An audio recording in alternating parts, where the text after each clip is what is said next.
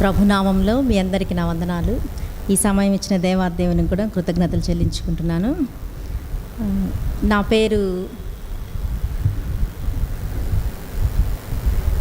ఒక్క నిమిషం ప్రార్థన చేసుకుందాం ప్రభు నడిపింపు కొరకు. పరిశుద్ధమైన తండ్రి, ఘనమైన దేవ, నీ బంగారు పాదాలకు వందనాలు, స్తుతులు, స్తోత్రాలు చెల్లించుకుంటున్నాను. ఈ సాయంకాల సమయంలో నాయన తండ్రి మరి సాక్ష్యం చెప్పడానికి నిలబడుతుండగా నాయన నన్ను మరుగుపరచండి. నాయన నీ ఆత్మ సన్నిధి నాకు దయచేయండి ప్రభు. నాయన నా జీవితంలో మీరు ఏదైతే చేశారో నాయన యథార్థమైన మాటలు పలుకుటకు నాయన నా నోటికి తోడై ఉండమని నీ సన్నిధిలో వేడుకుంటున్నాను ప్రభు. నీకు విరోధమైనది ఏది నేను పలకకుండా దేవా నీ కృప నాకు దయచేయమని యేసునామమున అడిగి వేడుకుంటున్నాను తండ్రి, ఆమేన్. నా పేరు యానీ ద్రాక్షవల్లి జాన్, మాది ఒంగోలు. మా తల్లిదండ్రుల పేర్లు సలోమి, విజయ్ ప్రసాద్ గారు. మా అమ్మమ్మ ఇక్కడ పరిచయం చేశారు, తెల్లన్నమ్మ గారని పాత వాళ్ళందరికీ తెలుసు. వాళ్ళ మూడో కూతురుని నేను, ఆ అన్నమ్మగారి మనవరాల్ని. అయితే మాది ఒంగోలు, మా అమ్మగారిని ఇచ్చింది ఒంగోలు. మేము అక్కడ మా డాడీ వాళ్ళు అక్కడ ఉండేవాళ్ళు. అయితే మా అమ్మ వాళ్ళకి పెళ్ళైన తర్వాత ఫస్ట్ బాబు పుట్టి చనిపోయాడు అమ్మకి హై బీపీ వల్ల. ఆ తర్వాత కొద్ది రోజులకి నేను పుట్టాను. నేను పుట్టిన తర్వాత 20 డేస్కి నాకు కూడా బ్లడ్ మోషన్స్ అవుతుంటే ఇక అమ్మ ఏం చేసిందంటే, ఈ అమ్మాయి కూడా చనిపోతుందేమో, ఇలా అయిపోయింది, ముందు బాబు చనిపోయాడు, తర్వాత ఈమె కూడా చనిపోతుందేమో అనేసి తను ఒక మొక్కుబడి చేసుకుందనమాట దేవుని దగ్గర. ఈమె కానీ బ్రతికితే ఈమె పెళ్ళయ్యేంతవరకు ఈమె ఒంటి మీద నేను ఒక నగ కూడా పెట్టను అని చెప్పేసి దేవునికి మొక్కుబడి చేసుకుంది. అంటే పెళ్ళయిన తర్వాత వాళ్ళు వచ్చే భర్త కానీ అత్తగారు కానీ ఎలా ఉంటారో నాకు తెలియదు కదా, అందుకని నేను అప్పటి వరకు నేను మొక్కుబడి చేసుకున్నానని నా పెళ్ళి వరకు కూడా ఒక్క నగ కూడా నా ఒంటి మీద నా తల్లిదండ్రులు పెట్టలేదు. మా డాడీ వాళ్ళ అమ్మమ్మ మా డాడీని పెంచుకున్నారు. తను ఎంత గోల్డ్ ఇచ్చినా కూడా ఆ పక్కన పెట్టేసేది, కానీ ఏ నగ కూడా మాకు చేయించలేదు, కనీసం రింగ్ కూడా పెట్టలేదు అన్నమాట. అట్లా పెళ్ళి వరకు ఆమె పెంచుతూ వచ్చింది. నా పేరు కూడా మా తాతగారు అంటే డాడీ వాళ్ళ డాడీ ముందుగానే రాసి పెట్టుకున్నారు. మగపిల్లోడైతే జదిద్య అని, ఆడపిల్ల అయితే ద్రాక్షవల్లి అని. తర్వాత నేను పుట్టిన తర్వాత అదే పేరు నాకు పెట్టారనమాట. మా తాతగారు ఎంఎన్ జాన్ గారు, ఆయన జాన్ గారు కాబట్టి ఆ పేరు అందరికీ కంటిన్యూ అయిందనమాట, పిల్లలందరికీ. ఇక అట్లాగే ఉండిపోయింది. మా అక్క వాళ్ళందరికేమో మ్యారేజ్ అయ్యాక మారిపోయింది. నాకు వచ్చిన భర్త పేరు కూడా జాన్ కాబట్టి నాకు ఆ పేరు కంటిన్యూ అవుతా వచ్చింది. ద్రాక్షవల్లి జాన్గా నా పేరు ఉండిపోయింది. అయితే మా డాడీ నేను పుట్టే 3 నెలల ముందు మా డాడీకి జాబ్ వచ్చింది. పంచాయతీరాజ్ డిపార్ట్మెంట్లో యూడీసీగా చేశారు. ఆ జాబ్ నేను పుట్టే 3 నెలల ముందు వచ్చిందనమాట. అప్పుడు అక్కడ ఫస్ట్ పోస్టింగ్ డాడీకి తెనాల్లో పొదిల్లో వచ్చింది. ఆ పొదిల తర్వాత నెక్స్ట్ రాపూర్ వేసారనమాట, నెల్లూరు జిల్లా రాపూర్ వేసినప్పుడు మాకు అక్కడ ఏ మందిరం లేదు, ఫ్యామిలీతో వెళ్ళిపోయాము. నా తర్వాత చెల్లుంది, ఆమె ఇంకా చిన్నదనమాట. అప్పుడు రాపూర్ వెళ్తే ఒక్క మందిరం కూడా లేదు అక్కడ. బ్యాప్టిస్ట్ చర్చ్ అనేది ఒక్కటే ఉంది. మా బ్యాక్గ్రౌండ్ కూడా బ్యాప్టిస్ట్ కాబట్టి మేము అయినా కూడా వెళ్ళలేదు. మా నాయనమ్మ జోర్డాన్ ఖాన్ అంకుల్ ద్వారా రక్షించబడుతూ వచ్చింది. అప్పుడు ఈ సహవాసంలోకి వచ్చింది. మా అమ్మమ్మ కూడా సాల్వేషన్ ఆర్మీలో ఉండేవాళ్ళు, వాళ్ళు కూడా బక్సింగ్ అంకుల్ ద్వారా రక్షించబడి ఈ సహవాసానికి వస్తూ వచ్చారన్నమాట. అలాగా మరలా మా డాడీ వాళ్ళు వెనక్కి వెళ్లకుండా అలాగే ఉండిపోయారు. 6 సంవత్సరాలు మాకు మందిరం లేదు. ఆ 6 సంవత్సరాలు మా అమ్మే మాకు సండే స్కూల్ టీచర్ అనమాట. అన్నీ కూడా తనే నేర్పిస్తూ వచ్చింది. సండే స్కూల్ కథలు కానీ పాటలు కానీ ఆమె నేర్పిస్తూ వచ్చేది మాకు. ఆ తర్వాత ఇక్కడ బెరాకాలో అమ్మ వాళ్ళది ఈ ఊరే కాబట్టి ఇక్కడ VBS అప్పుడు పొంగల్ హాలిడేస్లో జరిగేది నేను చిన్నప్పుడు. ఈ అమ్మమ్మ లెటర్ రాస్తే అప్పుడు ఆ టైంలో ఇక్కడికి వచ్చేవాళ్ళం. సమ్మర్లో ఒంగోలులో జరిగేది అనమాట VBS ఎష్కోల్లో. అక్కడికి మా నాయనమ్మ లెటర్ రాసేది ఏ డేట్స్, ఆ టైంలో అక్కడ తీసుకొచ్చాడు. అలాగా సంవత్సరంలో 2 సార్లు VBSకి వచ్చేవాళ్ళము. ఇక్కడ నేర్చుకున్న పాటలు కథలు అవన్నీ మా అమ్మ గుర్తుపెట్టుకొని అవన్నీ ఇక కంటిన్యూ చేస్తా. ఇంకా మిగతా అవన్నీ కూడా మాకు ఫస్ట్ సండే స్కూల్ టీచర్ అమ్మాయి అనమాట. అట్లా ఆమె నేర్పిస్తూ ఉంది. అయితే నా జీవితంలో కొంచెం కూడా రక్షణ కార్యం అనేది జరిగించబడలేదు. మందిరానికి వస్తున్నాను ఎందుకంటే మా నాయనమ్మలు తాతలు కానీ అమ్మమ్మ తాతయ్య కానీ వీళ్ళంతా కూడా ఒక్క సెలవు వచ్చినా కూడా మమ్మల్ని వదిలేవాళ్ళు కాదు, కూర్చోబెట్టి ప్రార్థన చేయించేవాళ్ళు. ఏదో ఒక స్పెషల్ మీటింగ్ మాకు ఎప్పుడు ఎష్కోల్లో జరుగుతూ ఉండేది. అట్లాగా మేము ఖాళీగా ఉండేవాళ్ళం కాదు. అయితే అలా జరుగుతున్న టైంలో కూడా వాళ్ళంతగా మాకు ప్రార్థన నేర్పిస్తున్నా, వాక్యం నేర్పిస్తున్నా నా హృదయంలోకి కొంచెం కూడా మార్పు అనేది రాకుండా ఉండేది. అయితే సినిమాలకి వాటికి వీటికి ఎక్కడికి వెళ్ళేవాళ్ళం కాదు. మా ఇళ్ళలో ఎవరిళ్ళల్లో కూడా అప్పట్లో టీవీ లేదనమాట. మా నాయనమ్మ చనిపోయిన తర్వాతే మాకింట్లో మా పెదనాన్న టీవీ తీసుకొచ్చారు, కానీ అప్పటి వరకు టీవీ అనేది మా ఇంట్లలో నలుగురిళ్ళల్లో లేదనమాట. అయితే ఇలా హృదయంలో కార్యం జరగలేదు. నేను 10th క్లాస్కి వచ్చాను.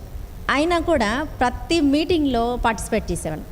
యూత్ రిట్రీట్స్ అంటే మా అక్కోళ్ళతో పాటు మేము వెళ్ళేవాళ్ళం. ఈ పత్రికలు పంచడం కానీ, తర్వాత వాళ్ళకి ఏదైనా మధ్యలో వాటర్ సప్లై చేయడం కానీ, లేకపోతే ఈ సాంగ్ షీట్స్ ఇవ్వటం కానీ, వీటన్నిటిలో తిరిగేవాళ్ళం. కానీ నా హృదయంలో మాత్రం ఇంత వాకింగ్ కూడా వెళ్ళేది కాదు. అట్లాగే 10th క్లాస్ వరకు జరిగింది. ఒకరోజు 10th క్లాస్లో జయంతిరావు అంకుల్ మీటింగ్స్ జరుగుతున్నాయి అనమాట. 96 జనవరి ఆ టైంలో 3 రోజులు మీటింగ్స్ జరిగినాయి. ఆ టైంలో నేను కూడా వెళ్ళాను. అప్పుడు నేను 10th చదువుతుంటే మా మమ్మీ వాళ్ళు అన్నారు, స్పెషల్ మీటింగ్స్ కదా, నైట్ మీటింగ్స్ కన్నా రావాల్సిందే అని చెప్పి తీసుకెళ్ళారనమాట. తీసుకెళ్తే అప్పుడు జయంతిరావు అంకులు 2 రోజులు అయిపోయింది. 3rd డే మీటింగ్ సండే అనమాట, జనవరి 15th ఆ రోజు చెప్తా ఉన్నారు. ఫస్ట్ రెఫరెన్స్ తీశారు, కీర్తనలు 32 మొదటి వచనం, తన అతిక్రమం నిమిత్తం పరిహారం పొందిన వాడు ధన్యుడు. ఆ వచనం చదివి దాని మీద అంకుల్ వాక్యం చెప్తా ఉన్నారన్నమాట. అప్పుడు నాకు తెలియకుండానే నాకు కన్నీరు వచ్చేస్తుంది.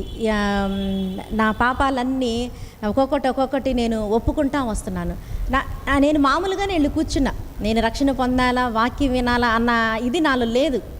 నేను ఆ మీటింగ్స్ మా అమ్మోళ్ళు రమ్మన్నారు, వెళ్ళాలి. మా అమ్మోళ్ళు ఎక్కడికి వదిలేవాళ్ళు కాదనమాట. ఏ ఒక్క మీటింగ్ ఉన్నా, అది సిస్టర్స్ మీటింగ్ అయినా కూడా నన్ను మా చెల్లిని చేయబట్టి తీసుకెళ్ళేవాళ్ళు, ఇంట్లోగా వదిలిపెట్టేవాళ్ళు కాదు. అయినా కూడా నాకేం మార్పు రాలేదు. ఆ రోజు అట్లాగే వెళ్ళా, మా అమ్మ రమ్మంటుంది, విసుక్కుంటుంది, ఇక వెళ్ళాలి తప్పదు అన్నట్టుగానే వెళ్ళి కూర్చున్నాను. కానీ నాకు ఇంత వాక్యం వింటున్నాను, నరకం ఉంది, నా పరిస్థితి ఏమవుతుందో, రక్షించబడకపోతే అన్న ఆలోచన నాకు లేదు. వెళ్ళాను, కూర్చున్నాను, దేవుడు మాట్లాడుతున్నాడు. ఆ వాక్యం ద్వారా నాకు ఆ దినం నాకు రక్షణ తీర్మానం చేసుకున్నాను అనమాట. కన్నీటితో అన్నీ ఒప్పుకుంటా ఉన్నాను. నేను ఒక్కొక్కటి తెలుస్తుంది. ఏమేమి చేసేదాన్ని అంటే, నేను మా అమ్మ ఇవేమి నగలు పెట్టననింది కదా, స్కూల్లోకి వెళ్ళినప్పుడు మా అక్క చెల్లెళ్ళు అందరూ వేసుకునేవాళ్ళు అనమాట. నేను నా వల్ల మా చెల్లికి కూడా వేయలేదు మా అమ్మ. మా పెద్దనాన్న పిల్లలు, బాబాయ్ పిల్లలు అందరం ఒకే లైన్లో ఉంటాం మేము. ఇలాగా ఒకే టైం ఒకే స్కూల్ అనమాట. మా పెద్ద అక్క దగ్గర నుంచి ఆఖరి వరకు అది HCM స్కూలు, కాలేజ్ కూడా, డిగ్రీ కాలేజ్ కూడా అందులోనే, అందరం అక్కడే ఉండేవాళ్ళం. ఒకే టైంకి వెళ్ళి ఒకే టైంకి అందరం వచ్చేవాళ్ళం. ఇక ఇంటి దగ్గర బయలుదేరి స్కూల్ గేట్ రాగానే ఆ నగలన్నీ వేసుకునేదాన్ని. మళ్ళీ వచ్చేటప్పుడు అవన్నీ తీసి వాళ్ళకి ఇచ్చేసి ఇంటికి వచ్చేదాన్ని అనమాట. మా మమ్మీకి తెలియదు ఈ విషయం, కానీ మా అక్కోళ్ళు మాత్రం, మీ మమ్మీ మొక్కుబడి చేసుకున్నారు, నువ్వు ఎందుకు అలా చేస్తున్నావు, దేవునితో కదా మొక్కుబడి చేసుకుంది, వద్దు అని చెప్తా ఉండేవాళ్ళు. అయినా ఆశ వేసుకోవాలి అని అట్లా చేసేదాన్ని. అవన్నీ కూడా నాకు ఆ రోజు గుర్తొచ్చినాయి మందిరంలో. మళ్ళీ మా మమ్మీ వాళ్ళకి తెలియకుండా అప్పుడు సాటర్డే సండే సినిమాలు వచ్చాయి. మా ఇంట్లో టీవీ లేదు కదా, మా చివర ఇంట్లో అత్తమ్మ ఉన్నారు. ఆ అత్తమ్మ వాళ్ళ ఇంట్లో టీవీ ఉంది. శనివారం ఏమో హిందీ సినిమా, ఆదివారం ఏమో తెలుగు సినిమా వేసేవాళ్ళు. ఖచ్చితంగా ఎట్లా కూడా కాసేపు అక్కడ సినిమా చూసి రావటం, మళ్ళీ కొద్దిసేపు మళ్ళీ ఎక్కడికి వెళ్ళారో వీళ్ళు కంటిన్యూస్గా కూర్చుంటే అనుమానం వస్తుందని మళ్ళీ ఇంటికి వచ్చేదాన్ని అనమాట. అలా మధ్యలో రావటం, వెళ్ళి సినిమా చూడటం, మధ్యలో రావటం, హిందీ అర్థం కాకపోయినా వెళ్ళి సినిమా చూసి వచ్చేదాన్ని. శని ఆదివారాలు కంపల్సరీగా ఆ పని చేసేదాన్ని. అట్లా అవన్నీ కూడా ఆ రోజు జనవరి 15వ తారీఖున గుర్తొచ్చింది.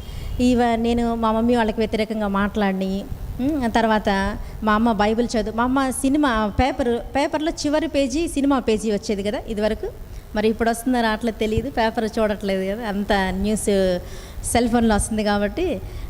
అప్పుడు వార్త ఈనాడు పేపర్లో చివరి పేజీలో సినిమా పోస్టర్లు వచ్చేది. ఆ పేజీ ఇట్లా చూసినా కూడా మా అమ్మ వెంటనే వెనకాల నుంచి కొట్టేదనమాట. మేము ఇంత వాక్యం చెప్తున్నాము, ఇంత చేస్తున్నాము, అయినా కూడా నువ్వు ఈ సినిమాలు చూస్తున్నావా అని. తర్వాత నాకు నచ్చిన పాట, సినిమా పాట ఏదన్నా వచ్చిందంటే అది ఖచ్చితంగా పేపర్ మీద రాసుకొని ఆ పాటను నేర్చేసుకొని పాడేసేయాలన్నమాట. నేను అంత పిచ్చిగా ఉండేదన్నమాట సినిమాలంటే. అవన్నీ కూడా ఆ దినాన గుర్తొచ్చి అన్నీ ఒప్పుకున్నాను దేవుని దగ్గర. ప్రవ్వా, నీకు విరోధంగా ఇవన్నీ చేస్తూ వచ్చాను, నా తల్లిదండ్రులు నేర్పిస్తున్నా కూడా నేను అయినా కూడా అవి చేస్తూ వచ్చానని చెప్పి దేవుని దగ్గర క్షమాపణ కోరుకున్నాను. తర్వాత మా మమ్మీ ఏం చేసేదంటే, హాలిడేస్ వచ్చినాయి అంటే రోజు పొద్దున ఒక అధ్యాయం, మధ్యాహ్నం ఒక అధ్యాయం బైబిల్ చదవాలి. హాలిడేస్ వచ్చినాయి అంటే రోజుకి 20 అధ్యాయాలు బైబిల్ చదవాలి. అవి కంటిన్యూ, మళ్ళీ ఊరక బడబడ చదివేసి వెళ్ళిపోవటం కాదు, దాంట్లో ఎవరి పేర్లు ఉన్నాయి ఏంటి అవన్నీ ఆమెకు చెప్పాలన్నమాట. అంత స్ట్రిక్ట్గా మా అమ్మ పెంచింది. అవన్నీ కూడా చేస్తున్నాం, కానీ మరి రోజుకి 20 అధ్యాయాలు చదివినా నా హృదయం అంటే ఎంత కఠినంగా ఉందో చూడండి నా హృదయం. అలా కఠిన హృదయాలని దేవుడు మారుస్తూ వచ్చాడు. మళ్ళీ మధ్యాహ్నం 3 గంటలకి మా అమ్మ ప్రార్థనకు కూర్చోబెట్టేది. నన్ను, మా చెల్లి, మా డాడీ 3ంటికి డ్యూటీకి వెళ్ళిపోయేవాళ్ళు. అప్పుడు మేము ముగ్గురం కూర్చునేవాళ్ళు, నేను, చెల్లి, అమ్మ ప్రార్థన చేసేదన్నమాట. అందరి గురించి, అన్ని అంశాల గురించి ప్రార్థన చేయించేది. అలా చేస్తూ వచ్చేవాళ్ళం. ఆ తర్వాత ఆ 15వ తారీఖున అవన్నీ కూడా నేను ఒప్పుకున్న తర్వాత ఆ సంతోషం చెప్పలేని సంతోషం అన్నమాట. ఎట్లా అంటే అది నాకు చెప్పడం చేత కావట్లే, అంత సంతోషం. నాకు ఆ 10th ఉన్నాను కదా, నాకు మ్యాథ్స్ రావు. మా నాయనమ్మ మ్యాథ్స్, ఇంగ్లీష్ టీచరు. అవన్నీ కూడా ఎట్లా కూడా, హిందీ కూడా నాకు రాదు. మ్యాథ్స్, హిందీ నాకు రాదు. హిందీ చదవాలంటే నేను పైన తెలుగులో రాసుకొని చదివేదాన్ని. ఇప్పటికి కూడా నాకు హిందీ రాదు, మ్యాథ్స్ రావు. మరి ఆ టైంలో నాకు మ్యాథ్స్ నాకు ఎవరో చెప్పినట్టుగా ఆ సబ్జెక్ట్ అంతా నాకు వచ్చేసేది. నేనైతే అసలు పాస్ అవ్వను. మా నాయనమ్మ కంగారు పడిపోయేది. ఆమె ఎట్లా అంటే ఆమె టీచర్ కాబట్టి ఉన్న 10 మంది మనవరాళ్ళకి అందరికీ ఇద్దరిద్దరు కలిపి ఒక్కొక్క గ్రూప్ ఇప్పించింది అనమాట. అన్ని గ్రూప్స్ వాళ్ళు నా ఇంట్లో ఉండాలన్నట్టుగా. నా దగ్గరికి వచ్చేసరికి ఆర్ట్స్, నాకు అసలు ఈ మ్యాథ్స్ కూడా వచ్చేది 10th. ఇక కూర్చొని నైట్ అంతా కష్టపడేది. ఈ సమ్ చూడు అని ఫండమెంటల్గా అవి చెప్తా వచ్చేది. అయినా అసలు నాకేం వచ్చేది కాదు. ఎప్పుడైతే నేను రక్షణ తీర్మానం చేసుకున్నానో అసలు ఆ జ్ఞానం ఏంటో, ఆ సంతోషం ఏంటో నాకు ఇప్పటికీ ఆశ్చర్యం. ఆ సంతోషము అది మర్చిపోలేంది, ఆ జ్ఞానము మర్చిపోలేంది. అసలు నాకు రాని సబ్జెక్ట్ అనమాట మ్యాథ్స్ అంటే. ఆ హిందీ కూడా అట్లాగే. ఆ హిందీ, మ్యాథ్స్ నేను పాస్ అయితే మా టీచర్స్ విచిత్రంగా చూసి 56 మార్క్స్తో నేను మ్యాథ్స్ పాస్ అయ్యాను. ఎట్లా వచ్చినాయి నీకు ద్రాక్ష ఇన్ని మార్క్స్ అని అడిగారు వాళ్ళు. మరి దేవుడిచ్చిన జ్ఞానమే అది. అసలు ఆ సంతోషం మాత్రం నేను వర్ణించలేదు. ఆ తర్వాత అదే 96లో బ్యాప్టిజం కోసం నేను ప్రార్థన చేస్తూ వచ్చా. ప్రవ్వా, మరి రక్షణ పొందాను కదా, బాప్తిజం విషయంలో కూడా నాతో మాట్లాడు ప్రవ్వా అని అంటే, అపోస్తుల కార్యంలో దేవుడు మాట్లాడుతూ వచ్చాడు. పేతురు, మీరు మారు మనసు పొంది పాపక్షమాపణ నిమిత్తం బాప్తిజం తీసుకోండి అన్న వాక్యం ద్వారా నాతో మాట్లాడితే నేను వెళ్ళి అక్కడ సంఘ పెద్ద జయరాం అంకుల్ ఎష్కోల్లో అంకుల్తో చెప్పా, అంకుల్ నాతో దేవుడు ఇలా మాట్లాడారు, నేను బ్యాప్టిజం సిద్ధపడుతున్నాను అంకుల్ అంటే, నీకెట్లా బ్యాప్టిజమ్స్ ఇస్తాం, నీకు ఇవ్వం మేము, నిన్ను గమనించాలా, నువ్వు January 15th కదా రక్షణ పొందింది, ఇంతలోనే బ్యాప్టిజం ఇచ్చేస్తామా, ఇవ్వము అని అన్నారు. అదేంటి అంకుల్, దేవుడు మాట్లాడాడు కదా అని అంటే, నీతో మాట్లాడితే మాతో కూడా మాట్లాడాలి కదా అని అన్నారు. అని అంటే నాకు అసలు ఏం అర్థం కాలే. ఇంటికి వచ్చి మా నాయనమ్మ వాళ్ళతోటి, మా డాడీ వాళ్ళతోటి చెప్పా, ఇట్లా అన్నారు అంకుల్, నేను అంకుల్తో చెప్పాను, ఈ వాక్యం చూపించాను అని అంటే, మరి దేవుడు వాళ్ళతో కూడా మాట్లాడాలమ్మా, వాళ్ళతో మాట్లాడినప్పుడే దేవుడు ఇస్తాడు, నీతో మాట్లాడిన దేవుడు వాళ్ళతో కూడా మాట్లాడతాడు కదా, నువ్వు ప్రార్థన చేసుకోను. ఇక నేనేం చేశానంటే ఉపవాసం ఉండి ప్రార్థన చేసుకున్నా. ప్రభువా, నాతో మాట్లాడితే ఇది నిజమైతే వాళ్ళతో కూడా మాట్లాడు. డిసెంబర్లో స్టార్ట్ చేశారనమాట. December 27th బ్యాప్టిజమ్స్ ఇస్తారు. మరి ఆ లిస్టులో నా పేరు కూడా ఉండాలా. వాళ్ళు నేను ఎందుకు వెనక్కి వెళ్ళిపోవాలి ప్రభా, నువ్వు మాట్లాడింది అయితే అని నేను గట్టిగా ఏదైనా పట్టు వస్తే మటుకి నేను ఎవరి దగ్గరికి వెళ్ళను, దేవుని పాదాలే పట్టుకుంటాను, ఉపవాసం ఉంటాను. అసలు అంత ఇదిగా ఏడ్చి ప్రార్థన చేస్తే అప్పుడు వాళ్ళు అన్నారు, స్కూల్లో కనుక్కున్నారు. తర్వాత ఇంట్లో వాళ్ళని అడిగారు. మందిరంలో వాళ్ళు కూర్చుంటే ఆ పని చేయి, ఈ పని చేయి, లేకపోతే అది తీసుకురా అని ఏదో చెప్పేవాళ్ళు. మనం విసుక్కోకుండా చేయాలి ఇక ఆ పనులు. నీకు ఓర్పు లేదుగా, లేకపోతే నువ్వు ఆగిపో బాప్టిజానికి అంటారు. అప్పుడు నేనేం చేయాలి ఇక? అందుకని ప్రతిదీ నాకు ఇష్టం లేకపోయినా కూడా వాళ్ళు మందిరం ఆరాధన జరుగుతున్నా పంపించినా ఆ పని చేసి వచ్చేదాన్ని నేను. అప్పుడు ఇక అంకుల్ అన్నారు, నేను ఎగ్జామిన్ చేశాము, నువ్వు ఓకే, నీకు బ్యాప్టిజం ఇస్తామన్నారు. ఇక ఆ నైట్ నేను అక్కడికి వెళ్ళిపోయి సాటర్డే నైట్ మందిరంలో ఉండి బ్యాప్టిజం తీసుకున్నాను అనమాట. బ్యాప్టిజం తీసుకున్నాక నాకు అప్పుడు ముక్తనాయకం గారు బ్యాప్టిజం ఇచ్చారు. హస్త నిక్షేపణ చేసింది కూడా అంకులే. నాకు అప్పుడు వచ్చిన వాగ్దానం ఏంటంటే, కీర్తనలు 50:15, ఆపత్కాలమందు నీవు నాకు మొరపెట్టుము, నేను నిన్ను విడిపించేదను, నీవు నన్ను మహింపరిచేదవని ఆ వాగ్దానం వచ్చింది. ఆ వాగ్దానం నాకు ఇప్పటి వరకు, నేను 15వ సంవత్సరంలో బాప్టిజం తీసుకున్నాను. ఇప్పుడు నాకు ఏజ్ 42. ఇప్పటి వరకు కూడా ఏ సమస్య వచ్చినా అదే వాగ్దానం అప్లై చేస్తాను. ఆ వాగ్దానం నాకు నెరవేరుతుంది, దేవుడు మహింపరచబడుతూ వచ్చాడు. అట్లా ఆ వాగ్దానం నెరవేర్పు జరుగుతుంది. బ్యాప్టిజం తీసుకున్నాను. ఆ తర్వాత జైల్ మినిస్ట్రీకి వెళ్ళేదాన్ని, యూత్ అంతా కలిసి. తర్వాత హాస్టల్స్కి వెళ్ళేవాళ్ళం. అప్పట్లోనే ఎంత ఉజ్జీవంతో ఆ పరిచర్య ఎంత చేసామంటే, హాస్టల్స్కి వెళ్ళేవాళ్ళం, జైలుకి వెళ్ళేవాళ్ళం, తర్వాత హాస్పిటల్స్కి, తర్వాత ఇక్కడ స్లమ్ ఏరియాస్ అనేవి ఉంటాయి కదా, అక్కడికి వెళ్ళి కూడా సువార్త ప్రకటించి వచ్చేవాళ్ళం. తర్వాత రైల్వే స్టేషన్కి వెళ్ళేవాళ్ళం, బస్ స్టాండ్కి వెళ్ళేవాళ్ళం. మాతోటి మా మేర అమ్మమ్మ నాకు ఉండేది, డాడీ వాళ్ళ మేనత్త. ఆ అమ్మమ్మ ప్రతి వెన్స్డే నైట్ మా 10 మంది పిల్లల్ని, ఇంకా సందులో ఎవరన్నా వస్తానంటే వాళ్ళందరినీ నైట్ అంతా ఫాస్టింగ్ కూర్చోబెట్టేది. నైట్ 9 కూర్చుంటే మేము మార్నింగ్ 5 సైరన్ మోగేంత వరకు ఆ ప్రేయర్ చేయాల్సిందే. నిలువు మోకాళ్ళ మీద చెయ్యి ఇలా పట్టుకొని ప్రార్థన చేయాలి. కొద్దిసేపు వాక్యం చెప్తుంది, ఆ తర్వాత ప్రార్థన నడిపిస్తే మేమంతా ప్రార్థన చేయాలి, మేమందరం ఉపవాసం ఉండాలి. ఉదయం 5 గంటలకి ఆ ప్రేయర్ అయిపోద్ది.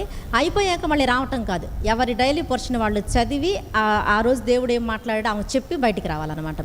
అట్లా మమ్మల్ని అమ్మమ్మ బాగా బలపరుస్తూ వచ్చింది. ఆ తర్వాత ఈ పరిచర్యలో ఇట్లాగే ముందుకు వెళ్తూ ఉన్నాము. తర్వాత జాన్ సుబ్బారెడ్డి అంకులు అక్కడికి వచ్చారు చీరాల నుంచి. ఆంటీ కూడా అట్లాగే మమ్మల్ని మినిస్ట్రీకి వాడుకుంటూ వచ్చారు. సండే స్కూల్ ఆంటీ వచ్చాక సండే స్కూల్ తీసుకోవడం మొదలైందనమాట. నేను అక్కడ అట్లా సండే స్కూల్ పరిచర్యలో కూడా ముందుకు వెళ్తున్నాను. ఆ తర్వాత నేను ఇంటర్ జాయిన్ అయ్యాను.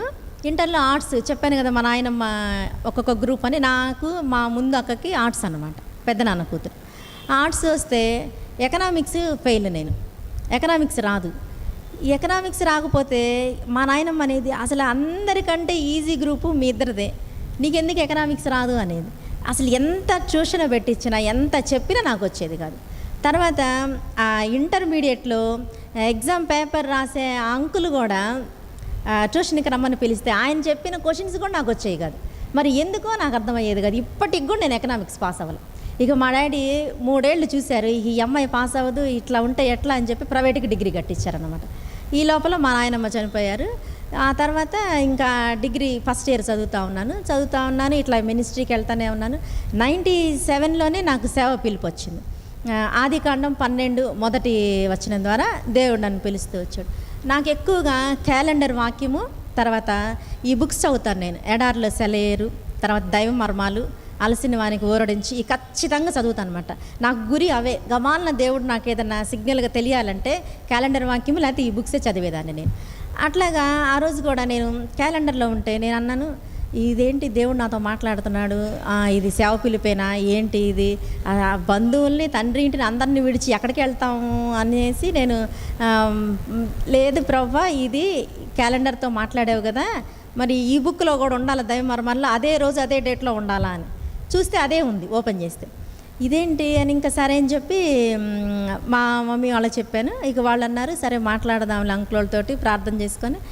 ఒకరోజు జాన్ సుబ్బారెడ్డి అంకుల్ కింద రూమ్లో ఉంటే అంకుల్ ఇట్లాగా వాక్యం వచ్చింది నాకు, ఇట్లా ఉందని అంటే సిద్ధపడు సేవకి అని అన్నారు. ఇంకా అట్లా ప్రార్థన చేసుకుంటా పరిచర్య అన్నింటిలో కొనసాగుతూ వచ్చాను. ఆ తర్వాత కొద్ది రోజులు నేను మందిరంలో ఉంటూ వచ్చాను. దేవుడు మనతో మాట్లాడుతున్నాడు అంకుల్ అంటే, ఆంటీ అంకుల్ సరే మందిరంలో ఉండు, మేము కూడా ప్రార్థన చేస్తామన్నారు. సరే అని చెప్పి మందిరంలో. ఆ టైంలో మా డాడీకి ఆ సంవత్సరం వాగ్దానం వచ్చింది, ఇర్మియాలో అనమాట, మీ కుమార్తెలకు పురుషుల్ని చూడండి అని ఉంది కదా. ఆ వాక్యం వస్తే పెళ్లి సంబంధాలు పెళ్లి చేయాలేమో వీళ్ళకనేసి మా డాడీ ఆ సంవత్సరం ఈ వాగ్దానం వచ్చిందని చెప్పారు. ఆ అంకుల్ వాళ్ళతో మాట్లాడారు. అప్పుడు ఇక్కడ తెనాల నుంచి అమ్మమ్మ చూశారనమాట ఈ మ్యాచ్. మాకు అమ్మమ్మ తాతయ్య డానియల్ గారు వాళ్ళ కొడుకున్నాడు. వాళ్ళు ఇట్లాగా మామయ్య అప్పుడు సంఘం జాగర్లమూడిలో సేవ చేస్తున్నారు. వాళ్ళ ఒక కొడుకంట తన తర్వాత తనే అక్కడ పరిచర్య చేస్తారంట అని చెప్పారు మందిరం.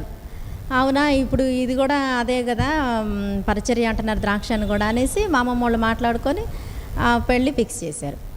సరే అది అయిన తర్వాత ఇక్కడే 2003 డిసెంబర్ 18న తిమోతి అంకుల్ ద్వారా ఈ బెరాక మందిరంలోనే పరిశుద్ధ వివాహం జరిగింది మాకు. అక్కడి నుంచి మేము కొద్ది రోజులు ఇక్కడ బెరాకాకి వచ్చాం. తర్వాత మామయ్య వాళ్ళ మందిరానికి వెళ్ళిపోయాం జాగర్లమూడి వెళ్తే అక్కడ పెద్దోళ్ళు ఉన్నారు, ముసలోళ్ళు. నేను చాలా సన్నగా ఉండేదాన్ని. మా పాప మీలో కొంతమంది తెలిసి ఉంటుంది, ఆమెలాగే ఉండేదాన్ని, నేను సన్నగా పొడవుగా. అయితే వాళ్ళు అన్నారు నన్ను చూసి, ఇక్కడ ఈ కాలర్ బోన్స్ పట్టుకొని నీకు పిల్లలు పుడితే బ్రతుకుతారా అన్నారు. నాకు అసలు ఏం అర్థం కాలే. అప్పటికి పెళ్ళై నాకు 6 months కూడా అవ్వలేదు. ఇదేంటి వీళ్ళు ఇట్లా అంటున్నారు, పిల్లలు పుడతారా మళ్ళీ పుట్టినోళ్ళు బ్రతుకుతారా అంటే నాకు పిల్లలు పుట్టి చచ్చిపోతారేమో అనేసి నాకు ఏం చేయాలో అర్థం కాలే. వీళ్ళు ఇట్లా అంటున్నారు ఏంటని నేను వెంటనే ఎవరైనా కూడా తల్లికి చెప్తారు ఏదైనా కూడా. మేము ఎట్లా అంటే మా డాడీకి ఎక్కువ ఎఫెక్షన్ అనమాట. డాడీ ఇటు అంటున్నారు డాడీ జార్లమూడి మందిరానికి వెళ్తే అని అంటే, ఏం కాదు దేవుడికి అసాధ్యమైంది ఏముంది, ఎన్నో సంవత్సరాలు అయిన వాళ్ళకి పిల్లలు పుట్టారు, నీకు ఎన్ని నెలల్లో పెళ్ళయ్యి అని అన్నారు డాడీ. మా డాడీ దేనికి కూడా భయపడేవాళ్ళు కాదు, వెనక్కి లాగేవాళ్ళు కాదు, ధైర్యం చేసి ముందుకెళ్ళనే చెప్పేవాళ్ళు. అట్లాగా ఆ రోజు ఏం చేసామంటే, వాళ్ళు ఎట్లా అన్నాక నేను ఇంటికి వచ్చి ఇంకా అదే వేదన, ఎందుకు ఇలా అన్నారు, నన్ను ఎందుకు ఇలా అన్నారు, నాకు పిల్లలు పుట్టరా ఏంటి ప్రవ్వా ఏంటని. ఇక నేను సోమవారం ఏం చేశానంటే, అప్పుడు మా వారు విజయవాడలో డ్యూటీ చేస్తారు హెచ్డిఎఫ్సి బ్యాంక్లో. తను వెళ్ళిపోతే షిఫ్ట్ డ్యూటీలు అనమాట, మార్నింగ్ ఉండేది, ఆఫ్టర్నూన్ నైట్ డ్యూటీలు ఉండేవి కదా వీళ్ళకి. నేను మధ్యాహ్నం 2 గంటలకల్లా ఎటోళ్ళు అటు పడుకుంటారు, పనులన్నీ అయిపోయి నా రూమ్లో నేను కూర్చునేదాన్ని. అత్తమ్మ సంతోష చివరి గదిలో ఉండే, మా అవతల రూమ్లో ఫస్ట్ రూమ్లో మామయ్య ఉండేవాడిని. మామయ్య భోజనం అయిపోయిన తర్వాత కాసేపు ప్రేయర్ చేసుకునేవాడిని. అదే టైంలో నేను ఈ రూమ్లో కూర్చునేదాన్ని. ఈ రూమ్లో కూర్చుని ప్రేయర్కి నాకు ఏ సేవకుడు ప్రార్థన చేయాలి. కొబ్బరి నూనె మాకు పెళ్ళైన కొత్తలో డాడీ తెచ్చారు ఇంత పెద్ద బాటిల్ పారాషూట్, ఆ బాటిల్ అదే ఉంది, అదే బాటిల్ పెట్టుకున్నాను. ఒక గ్లాస్ నిండా నీళ్లు తీసుకున్నాను, దాంట్లో 3 చుక్కలు నీళ్ళు వేసి కొబ్బరి నూనె వేసి ప్రార్థన చేసుకుని, ప్రవ్వా నీకు అసాధ్యమైంది ఏదీ లేదు, మరి వాళ్ళు ముసలోళ్ళు నన్ను ఎందుకు ఇట్టన్నారు, వాళ్ళు నన్ను చూడాలా రేపు బిడ్డను తీసుకెళ్ళినప్పుడు, నువ్వు ఈ కార్యం చేస్తావా లేదా నాకు అని చెప్పి నేనేం చేశానంటే బాగా గట్టిగా ప్రార్థన చేస్తే నాకు కీర్తనలు 113:9 ఒక వాక్యం ద్వారా దేవుడు నాతో మధ్యాహ్నం పూట ఎక్కువ నేను కీర్తనలు చదువుతాను, లెగవంగాల్ని సామెతలు చదువుతాను, ఏ డేట్ దా డేట్ చదివేసుకుంటాను. ఈ పిల్లలంతా వెళ్ళిపోయినాక వాళ్ళ క్యారేజీలు హడావుడు ఉంటుంది కాబట్టి నిదానంగా నా డైలీ పోర్షన్ చదువుకుంటాను. మధ్యాహ్నం కీర్తనలు చదువుతాను, సాయంత్రం ఏమో క్రొత్త నిబంధన చదువుతాను. నా డైలీ పోర్షన్ అలా ఉంటుంది. అయితే ఆ రోజు కీర్తనలో ఈ వాక్యం వచ్చిందనమాట, నాకు సంతులేని దాని ఇల్లాలుగాను కుమారులు సంతోషంగా చేస్తానని. ఇంకా నాకు ఈ భయమే లేదు, ఇక నేను రేపటి నుంచి ప్రార్థన కూడా చేయను, దేవుడు నాకు ఇస్తానన్నాడు, ఈ సంతోషంగా ఇల్లాలుగా చేస్తానన్నాడు కాబట్టి నాకు భయం లేదని చెప్పి నేను ఇంకా ప్రార్థన అయిపోవడంతో ఆ గ్లాస్ నీళ్ళు తాగేదని నా కొబ్బరి నూనె కొంచెం పొట్టకు రాసుకున్నాను. 13 రోజులు అలా చేశాను. 13 రోజులు నేను కన్సీవ్ అయిన సంగతి నాకు తెలియదు. నేను మమ్మీ వాళ్ళ ఇంటికి వెళ్తే మా అమ్మమ్మ కూడా సడన్గా అనుకోకుండా తను వచ్చి ద్రాక్షని దేవుడు దర్శించినట్టున్నాడమ్మా అని. ఏంటమ్మమ్మ అని అంటే, లేదు ముఖమంతా పీక్కుపోయింది, ఒకసారి హాస్పిటల్ తీసుకెళ్ళి సలోమి అన్న. మమ్మీ పేరు సలోమి. అయితే జకరే హాస్పిటల్, డాడీ వాళ్ళు పుట్టింది అదే, మేము పుట్టింది అదే హాస్పిటల్. ఆ హాస్పిటల్కి మా మమ్మీ తీసుకెళ్తే అవును కన్సీవ్ అయిందని చెప్పి వాళ్ళు బ్లడ్ టెస్ట్లు అవన్నీ చేశారు, మెడిసిన్ ఇచ్చారు, బలానికి చాలా వీక్గా ఉంది ఈ అమ్మాయి అన్నారు. అయిపోయింది. 4th మంత్ వరకు బాగానే వచ్చింది. 4th మంత్ వచ్చిన తర్వాత మాకు ఎట్లా అంటే మామయ్యతో పాటు అందరం ఫ్యామిలీ అంతా ఫ్యామిలీ ప్రేయర్ జరుగుద్ది. మళ్ళీ మేమిద్దరం వచ్చి ఈ రూమ్లో ఫ్యామిలీ ప్రేయర్ చేసుకునేవాళ్ళం. అలా చేసుకుంటుంటే మాకు ఆ రోజు ఏమొచ్చిందంటే, మత్తయి 8వ అధ్యాయంలో దోనె గాలి తుఫాను రేగుద్ది కదా సముద్రంలో, ఆ భాగం వచ్చిందనమాట. అప్పుడు దేవుడు వచ్చి ఏమన్నాడు, అల్ప విశ్వాసులు ఎందుకు భయపడతారు మీరు అన్నారు. ఆ భాగం వస్తే మేము అనుకున్నాం, ఏంటబ్బా ఈ వాక్యం వచ్చింది ఇవాళ అనుకున్నాం కానీ పెద్దగా ఎక్కువసేపు ఏం చర్చించుకోవాలి. మేమిద్దరం అయిపోయింది, పడుకున్నా. నాకు ఆ నైట్ అంతా బ్లీడింగ్ అవుతుంది 4th మంత్.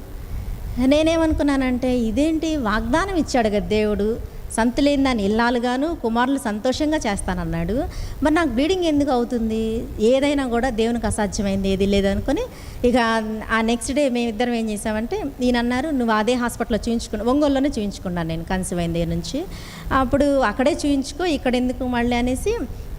మావయ్య మెడికలే కానీ ఒక్క మాట కూడా మేము వాళ్ళకి చెప్పలే, అత్తమ్మకి మావయ్యకి చెప్పకుండా మార్నింగ్ పినాకినికి వెళ్ళిపోయి ఇంటికి వెళ్ళి టిఫిన్ చేసి హాస్పిటల్కి వెళ్తే అక్కడ డాక్టర్ అమ్మ భయంకరంగా తిట్టింది. వాళ్ళు కూడా కేరళ డాక్టరు, వాళ్ళు చర్చి కూడా నడుపుతారనమాట. వాళ్ళు ఏ కేసు అయినా కూడా ప్రేయర్ చేసి వాళ్ళు చేస్తారు. ఆమె ఏమనిందంటే, ఇదేంటి నువ్వు ఇట్లా ఎట్లా వచ్చావు అసలు బ్లీడింగ్ అవుతుంటే అని చెప్పి, నేను సస్టైన్ ఇంజెక్షన్ చేస్తాను, ఉంటే ఉంది లేకపోతే లేదు అని అంటే, సరే మేడం ఎట్లా అట్లా చెయ్యండి అనేసి ఇక చేయించుకున్నాం. ఇంటికి వచ్చాం కానీ నాకైతే ఒకటే నమ్మకం, దేవుడు ఇస్తానన్నాడు, అది పోదు ఉంటుంది అన్న నమ్మకంతో నేనున్నాను అనమాట. అయిపోయింది. తర్వాత మళ్ళీ 5th మంత్లో చెకప్కి వెళ్తే మళ్ళీ బ్లడ్ టెస్ట్ అన్నారు వాళ్ళు. సరే అని చెప్పి అప్పుడు ఫస్ట్ బ్లడ్ టెస్ట్ చేశారు, తర్వాత 4th మంత్లో బ్లడ్ టెస్ట్ చేశారు, మళ్ళీ 5th మంత్ వచ్చాక మళ్ళీ నీకు బ్లడ్ టెస్ట్ చేయాలా అన్నారు. ఎందుకు మేడం మొన్న పోయిన నెలే కదా చేశారంటే, లేదు చేయాలన్నారు. చేస్తే హెపటైటిస్ B ఉంది నీకు అని అన్నారు, బ్లడ్లో జాండీస్ ఉంది, నువ్వు అబార్షన్ చేయించేసుకో అని అన్నారు. అబార్షన్ చేయించుకోవడం ఏందండి, మరి దేవుడు నాకు వాగ్దానం ఇచ్చాడు. ఆమె క్రిస్టియన్ సేవకురాలే కాబట్టి ఆమెకి నేను అన్నీ చెప్పాను అనమాట, ఇట్లా వచ్చింది నాకు, వాగ్దానము, మరి నేను ఎట్లా అబార్షన్ చేయించుకుంటా, నేను చేయించుకోనండి అన్నాను. లేదు, పెద్ద ప్రాణానికి అపాయము, ద్రాక్ష నువ్వు చెప్పిన మాట విని చేయించుకో అంది. లేదండి నేను చేయించుకొని ఇంటికి వచ్చేసాను. ఇంటికి వచ్చేస్తే వాళ్ళు అన్నారు, మేము ఇట్లా అయితే నిన్ను చూడము, నీకు ఏ ట్రీట్మెంట్ ఇవ్వము, నువ్వు అబార్షన్ చేయించుకో అని అన్నారు. డాడీ వాళ్ళతో మాట్లాడారు. డాడీ ఏమన్నారంటే, ఏం కాదు, మేము దేవుని నమ్ముకున్నాము, దేవుడే మన సహాయకుడు, మేము ఇలాంటి పనులు మేము చెయ్యము అని అన్నారు డాడీ. తర్వాత బాబాయ్ వాళ్ళు వీళ్ళంతా కూడా, అమ్మ పెద్ద ప్రాణం పోద్దంట, పోతే పోయింది, పిల్లలు ఎవరో ఒకళ్ళని పెంచుకోవచ్చు, అబార్షన్ చేయించుకొని అందరూ అంటున్నారు. ఆ తర్వాత 6th month వచ్చి టెస్ట్ చేసినా కూడా హెపటైటిస్ బి అలాగే ఉంది.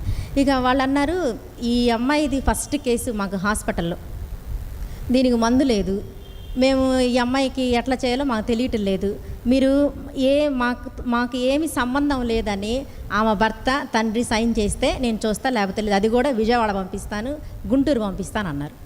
సరే అని చెప్పి మా డాడీ జాన్ ఇద్దరు కలిసి సైన్ చేశారు. సైన్ చేసిన తర్వాత కూడా ఆమె ఇష్టపడట్లా చూడటానికి, నీ బ్లడ్ తగిలితే మాకు డేంజరు, మేము చూడము అని అన్నారు. సరే గుంటూరు రాస్తే గుంటూరు వెళ్ళాం. గుంటూరు వెళ్తే వాళ్ళు అన్నారు, ఇక్కడ ఈ వింగ్ స్టార్ట్ అవ్వలేదు ఇంతవరకు, దీనికి మెడిసిన్ లేదు, మీరు వెళ్ళిపోండి, ఎక్కడ చూయించుకున్నారు అక్కడ చూయించుకోండి, లేకపోతే నార్మల్గా మెడిసిన్ వాడండి అన్నారు. సరే అని చెప్పి ఇక మా డాడీ నేరుగా ఇంటికి వెళ్లకుండా గుంటూరు నుంచి హాస్పిటల్కి వెళ్ళిపోయి, అమ్మ మీ చేతిలో ఏమీ లేదు, మందుల్లో ఏమీ లేదు, సమస్తం చేసేది దేవుడు కాబట్టి ఆయన చేతికి నా బిడ్డను అప్పచెప్పుకున్నా, ఆమెకు వాగ్దానం ఉంది, నాకు నమ్మకం ఉంది, దేవుడు చేస్తాడు, మీరు ఇవ్వాల్సిన ట్రీట్మెంట్ ఇవ్వండి అని అన్నారు. అసలు ఆమె చాలా ఇష్టం లేకుండా ఆ శారా డాక్టర్ గారు ట్రీట్మెంట్ చేశారు. ఆ తర్వాత అలాగే 9th month, కానీ నేను నీరసపడినట్టు కానీ లేకపోతే నాకు ఏదైనా వామిటింగ్ సెన్సేషన్స్ అని ఏమీ లేవు అసలు.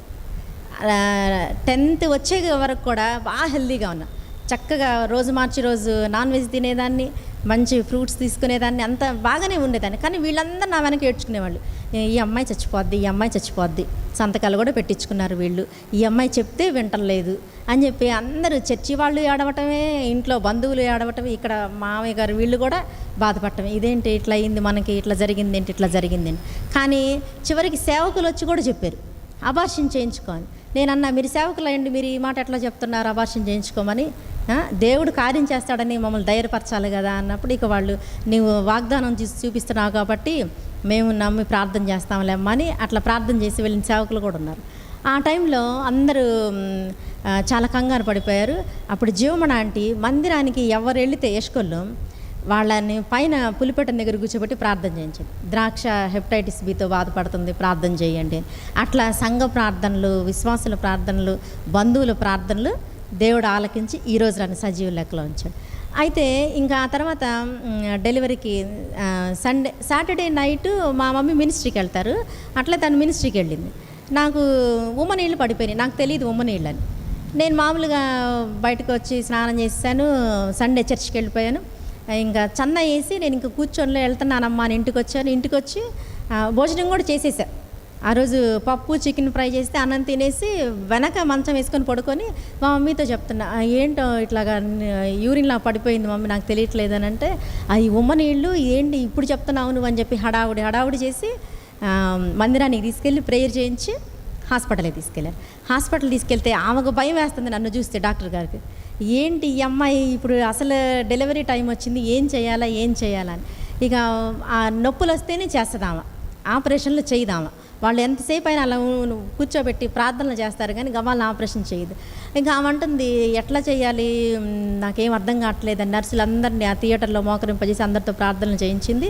ఆ తర్వాత నాకు ఆదివారం నేను జాయిన్ అయితే గురువారం వరకు నాకు ఒక్క నొప్పి రాలేదు. వాళ్ళు ఇంజెక్షన్ చేస్తే ఆ భయంకరమైన నొప్పి పడటమే కానీ లేకపోతే నాకు నొప్పి రావట్లేదు. ఇంజెక్షన్ చేసిన ఒక 1 hour విపరీతమైన నొప్పులు, లేకపోతే నా నొప్పులు రావట్లా. ఇక ఆమె గురువారం దాకా చూసి ఇక జకరయ్య గారు అన్నారు, సిజేరియన్ చేసేద్దాంలే అన్నారు. సరే ఇంక ఈ సిజేరియన్ చేసే టైంకి ఇక అందరు వచ్చేసారు, ఈ అమ్మాయి లాస్ట్ మినిట్, ఈ టైంలో ఏమైపోయిద్దో, ఈ అమ్మాయి చనిపోయిద్దని. ఆ హాస్పిటల్ అంతా రష్గా ఉందన్నమాట. నేను చూస్తానే ఉన్నా నా కళ్ళతోటి. నేను అనుకుంటున్నా, ఏంటి ఇంత జనం నేను చనిపోతానని వీళ్ళందరూ అనుకుంటున్నారు, కానీ నేను నా దేవుడు గొప్పోడు, నన్ను తీసుకొస్తాడు, నా బిడ్డతో నేను బయటకు వస్తాను. ఆ థియేటర్లోకి వెళ్ళేటప్పుడు నేను డాడీని ఏడవంది, అందరూ ఏడుస్తున్నారు నిలబడి, ఎట్లా ఉంటుందో సిచ్యువేషన్ అని. నేను వెళ్ళాను థియేటర్లోకి, సిజేరియన్ చేశారు, పాప పుట్టింది, 3.35 kg పాప పుట్టింది, తెల్లగా బాగుంది పాప. వాళ్ళు ఆ తర్వాత నన్ను బయటకు తీసుకొచ్చినాక ఆ బిడ్డను చూస్తుంటే ఇట్లాంటి బిడ్డ అబార్షన్ చేయండి ముక్కలు ముక్కలు అయిపోయేది కదా వీళ్ళ మాటిని చేస్తే, దేవుడి మాట నమ్మాను కాబట్టి ఈ రోజు వరకు దేవుడు ఆ బిడ్డను ఉంచాడని దేవుడికి ఎంతో కృతజ్ఞతలు చెల్లించాను అనమాట. నేను 3.35 కేజీతో ఆ బిడ్డ ఈ రోజుకి కూడా ఆరోగ్యంగా ఉంది ఆ బిడ్డ. అలా దేవుడు ఆ వాగ్దానం నా పక్షాన్ని నెరవేరుస్తూ వచ్చాడు. తర్వాత మాకు ఉద్యోగం లేదా, ప్రైవేటుదే కదా, హెచ్డిఎఫ్సి బ్యాంక్లో చేస్తున్నారు. ఈయన అన్నారు, నాకు ఫస్టే పాప పుట్టింది, నాకు ఉద్యోగం లేదు నాన్న, నేను ఆపరేషన్ చేయించేస్తాను పిల్లలు లేకుండా, నాకు వద్దంటే మామయ్య అన్నారు, ఈసారి దేవుడు మగబిడ్డని ఇస్తాడు, నువ్వు బాధపడమాక, నేను ప్రార్థన చేస్తానని. ఇక ఈమె పుట్టిన దగ్గర నుంచి ఆ జూన్ 30, 2006 వరకు ముందు నెలలు ఏప్రిల్ వరకు ఏమో కంటిన్యూస్ ఉపవాస ప్రార్థనలో మామయ్య వారంలో 3 సార్లన్న ఉపవాసం, బుధవారాలు, శుక్రవారాలు, శనివారాలు ఉపవాసం. ఆ జాగర్లముడి మందిరం అంతా తీసుకొచ్చేది, హాల్ నిండా నిండిపోయేవాళ్ళు. వాళ్ళు ప్రార్థన చేసేవాళ్ళు, మగబిడ్డను దయచే ప్రభా, మగబిడ్డను దయచే ప్రభా. నా 5th మంత్ వరకు ఉన్నారు మామయ్య. ఆ తర్వాత తనకు హార్ట్ ప్రాబ్లం వల్ల చనిపోయారు. ఆ తర్వాత అక్టోబర్ 26న నాకు బాబు పుట్టాడు. వాడు కూడా 7th మంత్ వచ్చేసరికి నీళ్ళు పడిపోయాను ఇంట్లోనే. మాకు మామయ్య చనిపోయిన తర్వాత దొంగలు పడ్డారు ఇంట్లో. దొంగలు పడితే నాకు ఆ భయానికి నీళ్ళు ఇంట్లోనే పడిపోయింది. ఫస్ట్ సారి తెలిసింది కదా, రెండోసారి అర్థమైంది నీళ్ళు ఇవ్వని. ఇక కళారి హాస్పిటల్ తీసుకెళ్తే ఆమె ఫిజీ క్యాప్సిల్స్ అని ఇచ్చి ఏం ఆపరేషన్ చేయకుండా, లేకపోతే బేబీని తీసి బాక్స్లో పెట్టాలి అది ఇది అన్నారు. కానీ ఆమె ఏం చేయకుండా ఆ 7th మంత్లో టాబ్లెట్స్ ఏదో ఇంజెక్షన్స్ ఏదో ఇచ్చింది. అక్కడ నుంచి నువ్వేం వెయిట్ మోయకూడదు, నువ్వు ఎంతసేపు బెడ్ రెస్ట్లో ఉండాలని చెప్పి ఒంగోలు పంపించారు. అక్కడ కూడా 8th మంత్లో పడ్డాయి. ఎంత జాగ్రత్తగా ఉన్నా కూడా నీళ్ళు పడ్డాయి. ఇక 9 రాగానే నాకు ఆపరేషన్ చేశారు. వాడైతే 2 కేజీలు కూడా లేడు బాబు, నల్లగా అంతా ఈ స్కిన్ అంతా ముసలోళ్ళకి ఏలాడుతున్నట్టుగా అట్లా ఉంటే ఈ అబ్బాయి చనిపోతాడేమో అనుకున్నాం పుట్టాక. కానీ దేవుడు ఆ బిడ్డను కూడా, మా అమ్మమ్మ ఉన్నారు అప్పుడు, అమ్మమ్మ తన తెల్లచీరల్లో చుట్టి ఏ బాక్స్లో పెట్టకుండా ఇట్లా పెట్టుకుని ప్రార్థన చేస్తానని. ఆ నైట్ చూపించి అమ్మమ్మ మగ పిల్లవాడు అంటున్నారు అని అన్నా కూడా చూపించాల, నాకు రేపు చూద్దులే అమ్మ అని అంటా ఉన్నారు. అట్లా దేవుడు వాడిని కూడా ఒక 3 నెలలు వచ్చేసరికి మనిషి బలం పుంజుకున్నాడు, బాగున్నాడు. వాడు కూడా ఏ అనారోగ్యం లేకుండా 2 బిడ్డలు దేవుడు క్షేమస్థితిని అనుగ్రహించాడు. ఆ పిల్లలిద్దరికి కూడా బ్లడ్ టెస్ట్ చేస్తే హెపటైటిస్ బి అనేది లేదనమాట వాళ్ళకి. అట్లా దేవుడు ఆ వాగ్దానాలు నెరవేరుస్తూ వచ్చాడు. మామయ్య ప్రార్థనకు కూడా జవాబిస్తూ వచ్చాడు. ఆ తర్వాత ఇంకా మేము మామయ్య చనిపోయిన తర్వాత ఇక జాగర్లముడి మందిరానికి వెళ్ళటం మానేసి ఇక్కడ బెరాకాకే వస్తున్నాం అనమాట. బెరాకాకి ఒక వారం వస్తే, ఈయన సెలవున్న రోజు ఆదివారం ఒక్కోసారి మ్యాక్సిమం డ్యూటీ ఉండేది. ఆ డ్యూటీ లేనప్పుడు వచ్చేవాళ్ళం, లేకపోతే ఇంట్లో ఉండేవాళ్ళం. అసలు ఒక 8 సంవత్సరాలు 7 సంవత్సరాలు అసలు బైబిల్ తీసిందే లేదు. మేము ఇంట్లో ఏం చేశానంటే, పొదిలెళ్ళి మామయ్య చనిపోయిన తర్వాత మా రెండో పెద్ద నాన్న వాళ్ళ టీవీ తీసుకొచ్చా, నోయల్ నాన్న వాళ్ళది. ఆ టీవీ పెట్టి ఆ సినిమాలు చూడటం, ఎవరన్నా వస్తున్నారు సేవకులు అంటే ఇక్కడ రిమోట్ ఆఫ్ చేయటం, అట్లాంటి పనులు చేసేవన్నమాట. మళ్ళీ పడిపోయిన స్థితి అనమాట. ఇక ఆ సినిమాలు చూడటము, వీటితోటి గడపటం. మందిరానికి వెళ్ళిందే ఇక మాకు తెలియదు ఒక 7 సంవత్సరాల వరకు. ఏదన్నా ఫంక్షన్స్ లేదా ఏదన్నా అకేషన్స్ అంటే ఆ మందిరానికి వెళ్ళటం రావటం అట్లా ఉండేది. ఇంత దూరం ఎవరు మమ్మల్ని పట్టించుకునే వాళ్ళు లేరు అప్పుడు బెరాకాల నుంచి. ఆ తర్వాత వసంత కుమార్ అంకుల్ వచ్చారు. అంకులు అప్పుడప్పుడు ఇంటికి వచ్చేవాళ్ళు విజిట్కి. తర్వాత అక్కడ సువార్తకి మా ఇంటి దగ్గరే పెట్టేవాళ్ళు అనమాట. అట్లా అంకుల్ వచ్చిన తర్వాత అంకుల్ ఉన్న టైంలోనే కొంచెం బలపరచబడుతూ వచ్చాము. అప్పుడు కంటిన్యూస్గా రావటం మొదలుపెట్టాం పిల్లలిద్దరిని వేసుకొని. అక్కడి నుంచి మాకు రావటం కూడా కష్టమయ్యేది, దూరము. పైగా అక్కడ ఆటోలు వచ్చేవి కాదు, ఈ పట్టాలు దాటి రావాలి, చాలా ఇబ్బంది అయ్యేది. అది సగము, కొంతేమో పడిపోయిన స్థితి. వీటి వల్ల మందిరం అనేది, ప్రార్థన అనేది, ఇంట్లో కుటుంబ ప్రార్థన లేదు, ఏమి లేదు. ఇక నన్ను బట్టి పిల్లలు కూడా సినిమాలు చూడటం ఇట్లా అలవాటు అయిపోయింది. ఆ తర్వాత ఈ అంకుల్ వచ్చాక కొంచెం బలపడుతూ వచ్చాము.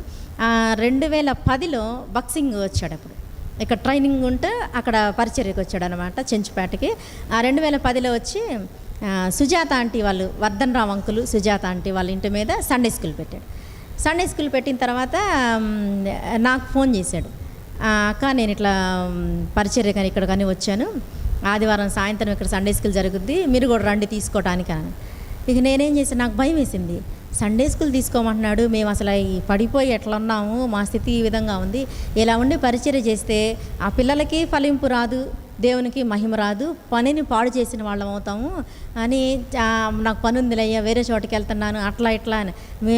వచ్చి ఏమనేవాళ్ళు అంటే, అన్నమ్మగారు మనవరాలంట కదా, మరి ఆమెకున్న విశ్వాసం మీకు కూడా ఉంటుంది, ఆమెలో ఉన్న ప్రార్థన మీలో, ఈ మాటలు చెప్పేవాళ్ళు అనమాట. ఆమెలో ఉన్న విశ్వాసం మాకెవ్వరికీ లేదు ఈ రోజుకి కూడా. ఆమె పిల్లలు ఎవ్వరికి కూడా ఆ విశ్వాసం, ఆ ప్రార్థన ఎవరికి లేదు. ఏదో కొంచెం ఉంది అంతవరకే, కానీ అమ్మమ్మ ఆమె అంత నిక్కచ్చిగా ప్రార్థన చేసేదనమాట. అయితే అలా వాళ్ళ మనవరాలని అంటున్నారు, ఏం చేయాలని చెప్పి ఇక మెల్లిగా ఏం చేశానంటే టీవీ మానేసాం. ఆ టీవీ పాడైతే కూడా బాగు చేయించాము, మళ్ళీ దాన్ని తీసేసి క్రొత్త టీవీ కొనుక్కొచ్చాము. మళ్ళీ క్రొత్త టీవీ, దాంతోపాటు సీడీ ప్లేయర్ తీసుకొచ్చి సినిమాలు, నాగార్జున సినిమాలు తెగ చూసేదాన్ని అనమాట. అసలు ఆ పాటలు కూడా నేను పాడేసేయాలి నేర్చుకొని, అంత ఇదిగా పిచ్చి ఉండేది సినిమాలంటే. అట్లా అవన్నీ చేస్తా ఇక బాక్సింగ్ వచ్చి మాట్లాడిన తర్వాత ఆ అబ్బాయికి ఇవన్నీ తెలియదు, మేము సినిమాలు చూస్తామని.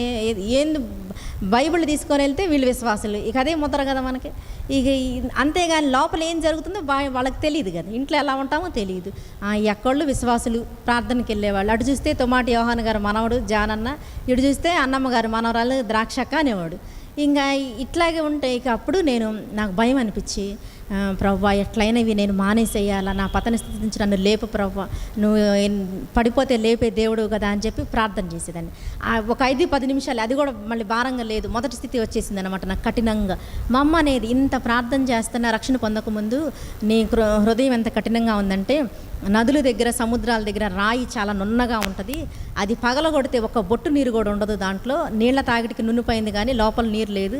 అలాగే నీ హృదయం కూడా అలాగే, వాక్యం వింటున్నావు, పాటలు అన్నీ పార్టిసిపేట్ చేస్తున్నావు, కానీ నీ హృదయంలో కార్యం అనేది లేదని రక్షణ పొందకముందు అనేది. ఆ మాట నాకు గుర్తొచ్చి అప్పుడు నేను మళ్ళీ ప్రార్థన చేశాను, ప్రభా మళ్ళీ నా హృదయం ఇట్లా అయిపోయింది, కఠినమైపోతుంది, జ్ఞాపకం చేసుకో ప్రభా. ఆ తర్వాత దేవుడు మాట్లాడాక ఆ టీవీ, ఆ సీడీ ప్లేయర్ మొత్తం, సినిమా సీడీలు నేను చూసేదే కాక నా పిల్లల్ని కూడా చూపించేదాన్ని కూర్చోబెట్టి. ఆ యాడ్ వచ్చే టైంలో గబగబెళ్ళి పని చేసుకొని వచ్చేదాన్ని, అట్లా చేసేదాన్ని. సీడీలు తేవాలంటే నేను వెళ్ళేది కాక నా పిల్లల్ని చోటుని తీసుకొని నా కొడుకుని సీడీలు కొనుక్కొచ్చేదాన్ని అనమాట. అంత దిగజారిపోయిన స్థితి వచ్చేసింది. ఇక అప్పుడు ఆ టీవీ తీసుకెళ్ళి ఆ మూల పడేసేసాము గోడవతల. ఈ సీడీలన్నీ దిబ్బ మీద వేసి కాలుస్తుంటే చుట్టూ ఉన్న వాళ్ళు అన్నారు, ఎందుకు నువ్వు కాల్చేది, మాకిస్తే మేము చూస్తాం కదా ఈ సినిమాలు అన్నారు. ఇది ఎవరు చూడకూడదు, ఇది పాపము, అందుకే మేము కాల్ చేస్తున్నామని చెప్పి ఆ సీడీలు మొత్తం కాల్చేసాం. అట్లా దేవుడు సినిమాల నుంచి నాకు విడుదల ఇచ్చాడు. అది అయిపోయిన తర్వాత ఈ మందిరానికి అలవాటు పడ్డాము, మరలా సండే స్కూల్ తీసుకోవటము, మరలా ఎదుగుతూ వచ్చామన్నమాట. అలా ఎదుగుతూ ఉన్నాము. తర్వాత జాన్ డేవిడ్ అంకుల్ వచ్చారు. ఆ జాన్ డేవిడ్ అంకుల్ వచ్చిన తర్వాత 2018, ఇక అప్పటి నుంచి మేము వెనక్కి తిరిగింది లేదనమాట. 2018లో ఇలాగే అయితే 2018 కంటే ముందు కూడా మేము ఉండేదంతా కూడా ఎక్కువగా హిందువులు ఉండే ఏరియా కాబట్టి ముస్లిమ్స్, హిందూస్ ఉంటారు. క్రిస్టియన్స్ మా సందులో ఇద్దరమే అనమాట. ఇప్పుడు ఈ మధ్య రీసెంట్గా వచ్చారు 2 years బ్యాక్ వాళ్ళు, అది వరకు మేము ఒక్కళ్ళమే. అయితే నేనేం చేసేదాన్ని అంటే, అక్కడ పిల్లలందరూ మా పిల్లల దగ్గర ఆడుకోవడానికి వస్తారు. ఆ పిల్లలందరినీ గ్యాదర్ చేసి వాళ్ళకి క్రీస్తు పుట్టుకు నాటిక అదొక నేర్పించేదాన్ని. తర్వాత ఒక కన్వర్ట్ అయిన వాళ్ళని తీసుకొచ్చి సాక్ష్యము, ఇంకో కన్వర్ట్ అయిన వాళ్ళని మెసేజ్, ఒక అరగంట వీళ్ళకి, ఒక అరగంట వీళ్ళకి చెప్పించేదాన్ని అనమాట. అక్కడ రోడ్డు మీద వేసేసేవాళ్ళం, రోడ్డు మీద పట్టాలు వేసి చెప్పించేదన్నమాట. అట్లా ఆశ ఉండేది నాకు. మార్పు లేదు కానీ నా చుట్టూ వాళ్ళు మార్పు పొందాలన్న ఆశతోటి ప్రతి సంవత్సరం వాళ్ళని పిలుచుకొచ్చేదాన్ని. అట్లా ఎవరో ఒకళ్ళు వచ్చేవాళ్ళు, వాళ్ళు చెప్పేసి వెళ్ళిపోయేవాళ్ళు. అట్లా ఈ పిల్లల పని కూడా చేపిస్తూ వచ్చానమాట. 2018లో నాకు అప్పుడు బాగా పట్టొచ్చింది, ఇక దేవుని విడవకుండా ఉన్న స్థితి అది. అప్పుడు నేను మంగళవారం ప్రేయర్కి వెళ్తా, నేను మా వారిద్దరు కలిసి నేను అన్నాను, పిల్లలకి సండే స్కూల్ ఇక్కడ మన దగ్గర పిల్లలకి ఏదైనా ప్రోగ్రాం చేస్తే బాగుండు, సండే స్కూల్ లేకపోతే VBS అది ఈ నాటికి వేయించడం, ప్రతిసారి క్రీస్తు శిలువ గురించి పుట్టుక గురించి చెప్పిస్తున్నాం కదా, ఆ చిన్నపిల్లలు రక్షణ పొందితే బాగుంటుంది కదా అని అంటే, ఈయన అన్నారు, నీకు పని పాట ఏం లేదు, కాము కూర్చో, నువ్వు మందిరానికి వెళ్ళిరా, అంతవరకే, నీ దగ్గర ఏమైనా డబ్బులు ఉన్నాయా చేయటానికి, ఇవన్నీ ఖర్చుతో కూడిన పని, ఎందుకు ఇవన్నీ నీకు అని అరిచారు. ఇదేంటి ఇలా అంటున్నారు అని నేను అట్లాగే వెళ్ళా. అసలు ఎట్లా అంటే అది రేపబడితే కానీ తొందర ఉంటుంది చూసారా, ఆత్మ అంత ఇదవుతుందన్నమాట నాకు. మందిరంలోకి వెళ్ళి కూర్చున్న తర్వాత మంగళవారం రోజు అంకుల్ చెప్తున్నాడు, మార్కు 9:21, నమ్ముట నీ వల్ల అయితే నమ్మువానికి సమస్తము సాధ్యమే అన్నమాట చెప్తుంది. సరే ప్రవ్వా, నాకు నమ్మితే నువ్వు కార్యాలు చేశాడుగా, నా బిడ్డ చనిపోయిద్ది అన్నారు, నేను చనిపోతానన్నారు, మరి మేమిద్దరిని మమ్మల్ని ఇల్లాలుగా కుమారులు సంతోషంగా ఈ రోజుకి ఉన్నాం కదా, మరి నా కార్యాలు చేస్తున్నాడు కదా దేవుడు, నా ప్రార్థన వింటున్నట్టే కదా జవాబు వస్తుందంటే అని చెప్పి నేనేం చేశానంటే, ప్రవ్వా ఏం చేస్తావో నాకు తెలీదు, నాకేమో ఏదన్నా చెయ్యాలి పిల్లలకి కార్యక్రమం అని ఉంది, నువ్వే నా సహాయం చేయి అని చెప్పి గట్టిగా ప్రార్థన చేసుకుని అదే వాగ్దానం, ఇంకా నమ్ముట నీ వలన అయితే నమ్మవానికి సమస్య సాధ్యం, ఈ వాగ్దానం పెట్టే ప్రార్థన చేసుకుంటూ వచ్చా. ఇంటికి వచ్చి ఏదన్నా పిల్లలకి చేద్దామంటే అందరు తిట్టినోళ్ళే, నన్ను మా పిల్లలు తిట్టినోళ్ళే, మా వారు తిట్టినోళ్ళే, మందిరంలో వాళ్ళు నీకు అన్న పిచ్చా, ఏం చేస్తావు, మందిరం ఎక్కడ పెట్టుకొని మీ ఇంట్లో ప్రోగ్రామ్ చేసేది ఏంటి నువ్వు అందరూ తిడుతున్నారు, మీరు తిడితే తిట్టుకోండి, ఇక నాకు అదే ధ్యాసలో ఉందన్నమాట. సరే అని చెప్పి జాన్ డేవిడ్ అంకుల్ దగ్గరికి వెళ్ళి మాట్లాడా. అంకుల్ నాకు ఇట్లా అనిపించింది, చర్చ్కి వచ్చేటప్పుడు ఇక్కడికి వచ్చాక మీరు ఆ వాక్యం ద్వారా మాట్లాడారు, నాకు ఏదైనా మా ఇంటి దగ్గర ప్రోగ్రామ్ చేయాలని ఉంది, ఇక్కడ పిల్లలందరూ వీబీఎస్కి వస్తారు, ఏదైనా సండే స్కూల్ ప్రోగ్రామ్ అయినా వస్తారు, మా ఏరియాలో పిల్లలు రావాలంటే వాళ్ళ పేరెంట్స్ పంపించరు కదా, మమ్మల్నే అంటారు మీరు కులం తక్కువ దేవుడిని ఆరాధిస్తున్నారు, అది అసలు విషయం వాళ్ళకి తెలియదుగా, అసలు ఆయనే దేవుడు అని తెలియదుగా వాళ్ళకి, మరి అలాంటి వాళ్ళకి ఎట్లా అంకులు మా ఇంటి మీద పెడితే ఎవరన్నా పిల్లల్ని పంపించో లేకపోతే చూసో, మా ఇంట్లో ఏదైనా ప్రేయర్ జరుగుతుంటే డాబాల మీద నుంచి వినేవాళ్ళు చూస్తారు, మళ్ళీ ఆ నెక్స్ట్ డే మీ పాస్టర్ గారు ఇలా చెప్పారని అడుగుతారు కూడా వాళ్ళు. అట్లా ఉంది అంకుల్ పరిస్థితి అంటే, సరే అమ్మ ప్రార్థన చేయి, నేను ప్రార్థన చేస్తానన్న. సరే ఏప్రిల్ నెలలో ప్రార్థన జరిగిందనమాట, అట్లాగే చేస్తున్నారు. అప్పుడు ఇక్కడ సువర్ణపాల అంకుల్ ఉన్నారు. సరే ఇంకా మా దగ్గర ఏ మెటీరియల్ లేదు, బీబీఎస్ అంటే మెటీరియల్ కావాలి కదా, ఒక్క సండే స్కూల్ అయితే ఆ రోజు చెప్పి ముగించేయచ్చు, క్రీస్తు పుట్టుకన గురించి ఏదైనా ఒక పూట 1 గంట చెప్తే అయిపోద్ది, మరి వీబీఎస్ అంటే కనీసం 2-3 రోజులన్నా పెట్టాలి, మెటీరియల్ కావాలి, ఆ పిల్లలకి కావాల్సినవి అన్నీ కావాలి, ఎట్లా ఏంటి అని అంకుల్ కూడా ఏంటమ్మా ఎట్లా చేస్తామని అడుగుతున్నారు. జాండే నాదేం లేదు అంకుల్, ఆయనే చూసుకోవాలన్నీ అని అంటే ఈయనేమో రోజు తిట్టడమే, ఏమీ లేకుండా ఏం చేస్తుంది ఈ అమ్మాయి పిచ్చే ఏంటి అని నన్ను తిట్టేవాళ్ళు. సరే అని చెప్పి ఇంకా ఆ రోజు జాన్ డేవిడ్ అంకుల్ అన్నారు, సరే డేట్స్ కోసం ప్రార్థన చేయండి అమ్మా, నేను ప్రార్థన చేస్తాను అన్నారు. సరే అని చెప్పి ఇక్కడికి వచ్చాం. మా సంఘ పెద్ద జోసఫ్ అంకులు, సేవకులు జాన్ డేవిడ్ అంకుల్, వాళ్ళిద్దరు వచ్చి ఇక్కడ సువర్ణపాల అంకుల్తో అడిగితే అంకుల్ చెప్పారు, మే 1, 2, 3 3 days పెట్టుకోమనండి అని. ఆ డేట్లు ఇచ్చారు. సరే అన్నారు. ఇంకా డేట్లు వచ్చేసినాయి. మరి అది చెప్పేది ఎట్లాగా, పాంప్లెట్స్ లేకపోతే ఆ పిల్లల్ని గ్యాదర్ చేయటము, మరి వాళ్ళకి మెటీరియల్ ఇదంతా ఎట్లా నాకేం అర్థం కాదు. సరే ప్రభువా డేట్లు ఇచ్చారని చెప్పి కూర్చొని ప్రార్థన చేశాను. ప్రార్థన చేసిన తర్వాత ఇక బెరాకాకి వెళ్ళి ఒకసారి అడుగుస్తే పోద్దేమో మెటీరియల్ ఎట్లా కానీ ఇక్కడికి వచ్చాను అనమాట. ఇక్కడికి వస్తే సువర్ణపాల అంకుల్ అక్క ఇద్దరు ఉన్నారు. అక్క ఇట్లాగా మెటీరియల్ కావాలా, నా దగ్గర అయితే ఏమీ లేదు, ఎట్లా చేయాలి అర్థం కావట్లేదు అంటే, ఇక్కడ బోల్డ్ మెటీరియల్ ఉంది, ఏది కావాలో తీసుకొని ఇంత పెద్ద బాక్స్ నా ముందు పెట్టారు. అందులో క్లోజింగ్ లెసన్స్ దొరికినాయి, మెయిన్ లెసన్స్ దొరికినాయి. ఇక అవి గబగబా అవి 3 ఇవి 3 పట్టుకొని వెళ్ళి ఇక వాళ్ళకి ఇచ్చాను అనమాట. కేజీ వాళ్ళకి, జూనియర్ సీనియర్స్కి ఇచ్చి టీచర్స్ కావాలి ఎట్లా చేయాలా, మా చర్చిలో వాళ్ళనే టీచర్స్ని అడిగాను అనమాట. మీరు సండే స్కూల్లో ఎవరెవరు చెప్తారో వాళ్ళందరూ మీరే టీచర్స్గా ఉండే కొంచెం చెప్పండి ఆంటీ, మా ఇంటి దగ్గర పిల్లలకి ఇలా వాళ్ళకి అసలు ఏమి అర్థం కాదు, వాళ్ళకి బైబిల్ ఏం తెలియదు అని అంటే సరే అన్నారు వాళ్ళు. అట్లా మెటీరియల్ గ్యాదర్ అయ్యింది.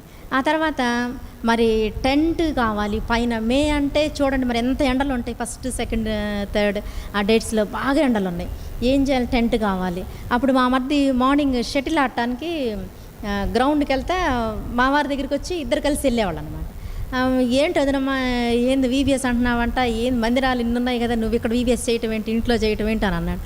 అంటే కాదయ్యా నాకు ఇట్లా వాగ్దానం వచ్చింది, అందుకే నేను ఇలా చేయాలనుకున్నానంటే ఓకే నేను ఇవన్నీ స్పాన్సర్ చేస్తానని చెప్పి టెంట్స్ అవన్నీ కూడా అబ్బాయి మనీ ఇచ్చేసి వెళ్ళిపోయాడు. ఆ తర్వాత మిగతా మర్దులు వచ్చారు, ఏంటి వదిన మీద చేస్తున్నామంటే అట్లా వాళ్ళు ఒక్కొక్కళ్ళు ఒక్కొక్క ఐటెం తీసుకొచ్చారు. మందిరం నుంచి ఆంటీ వాళ్ళు వచ్చారు, ద్రాక్ష ఇట్లా వీబీఎస్ చేస్తున్నావంట కదా నువ్వు, మరి పిల్లలకి ఏం అవసరం అవి తీసుకురా అని చెప్పి మనీ ఇచ్చి వెళ్ళారు.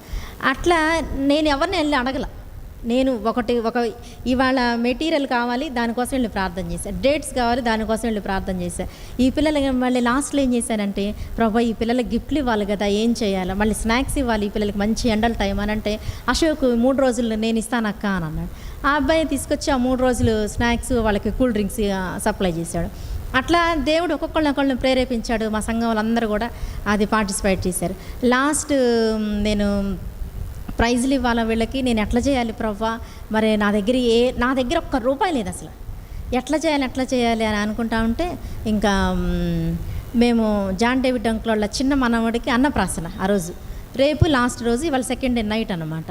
అందరూ అక్కడికి రండి అని అంటే ప్రేయర్ వాళ్ళదని అంటే వెళ్ళాము. అక్కడే భోంచేసి మాకంటే ముందు అత్తమ్మ వచ్చేసారు, ఆ తర్వాత మేము వెళ్ళామన్నమాట. వెళ్తే ఇంకా అత్తమ్మ అన్నారు, అమ్మ ఈ సందులో బ్యాంక్లో చేస్తున్న హేమ గారు వచ్చి ఇట్లా మనీ ఇచ్చారు, ద్రాక్ష ఏదో దేవుని ప్రోగ్రాం చేస్తుంది దానికి వాడమని ఇచ్చెళ్ళారమ్మా అని అంటే నైట్ 9:30 దాటిపోయింది టైము.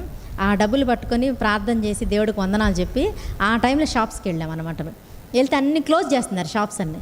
అప్పుడు ఆ గిఫ్టులు తీసుకొని వచ్చి పిల్లలకి పెట్టాను. ఆ నైట్ మా అక్క ఫోన్ చేసింది గిఫ్టులు తీసుకొచ్చాక.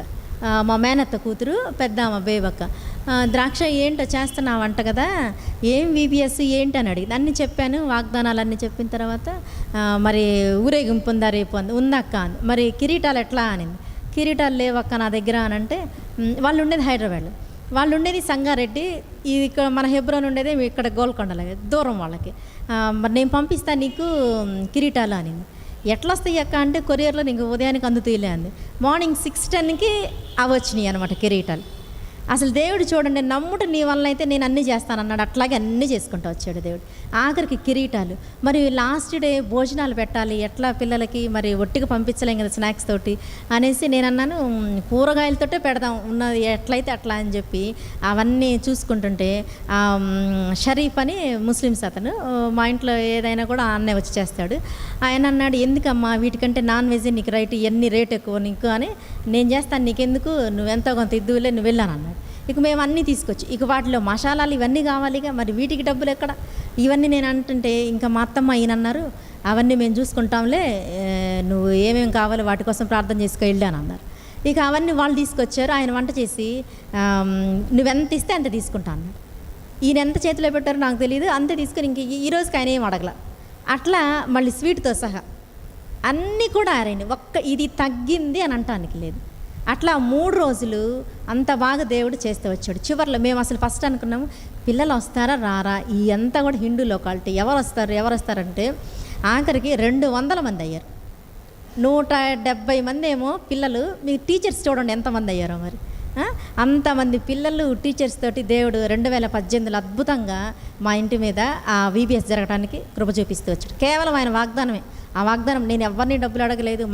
అసలు ఏదైనా కూడా అవసరమైతే ముందు మా డాడీకి ఫోన్ చేస్తాం, డాడీ నాకు ఇది కావాలి, డాడీ నాకు ఇది కావాలి, డాడీ ఇది పరిస్థితి ఇది, ఇట్లా అన్నీ ఫోన్ చేస్తాం. అదే అలాంటిది మా డాడీకి ఏం చేయలే, ఎవరిని అడగల, నేను ప్రార్థనే చేశా. ఇది వాగ్దానం, ఇది ఒక చెక్కు లాంటిది నాకు అని చెప్పి ప్రార్థన చేస్తే దేవుడు నాకు అట్లా సహాయం చేస్తూ వచ్చాడు. ఆ తర్వాత VBS అయిపోయింది. తర్వాత నాకు చాలా వ్యాధులు ఉండేవి. నాకు ఎట్లా అంటే హెపటైటిస్ B ఉంది కదా, ఈరోజు టెస్ట్ చేసినా ఉంటుంది. కానీ నాతో పాటు వాళ్ళు 2 చనిపోయారు. మణక్క వాళ్ళ హస్బెండ్, కమలక్క వాళ్ళ హస్బెండ్.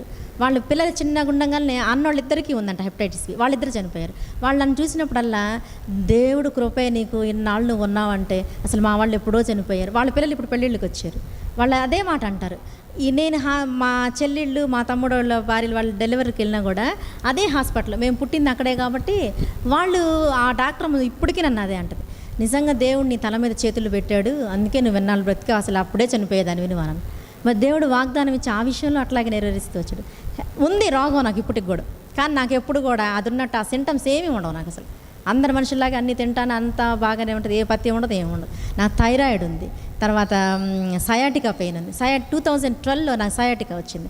సయాటికా వచ్చినప్పుడు నాకు అసలు చెప్పు జారిపోయేది కూడా నాకు తెలియదు, అంత కాలు ముద్దు వారిపోతే. ఎక్కువసేపు అయినా చూసుకుంటే నాకు ఈ కాలుకి చెప్పు లేదే, లెఫ్ట్ లెగ్ అనమాట, చెప్పు లేదే అనుకొని అప్పుడు ఇక షూ కొనుక్కొని వాడుతూ ఉండేది.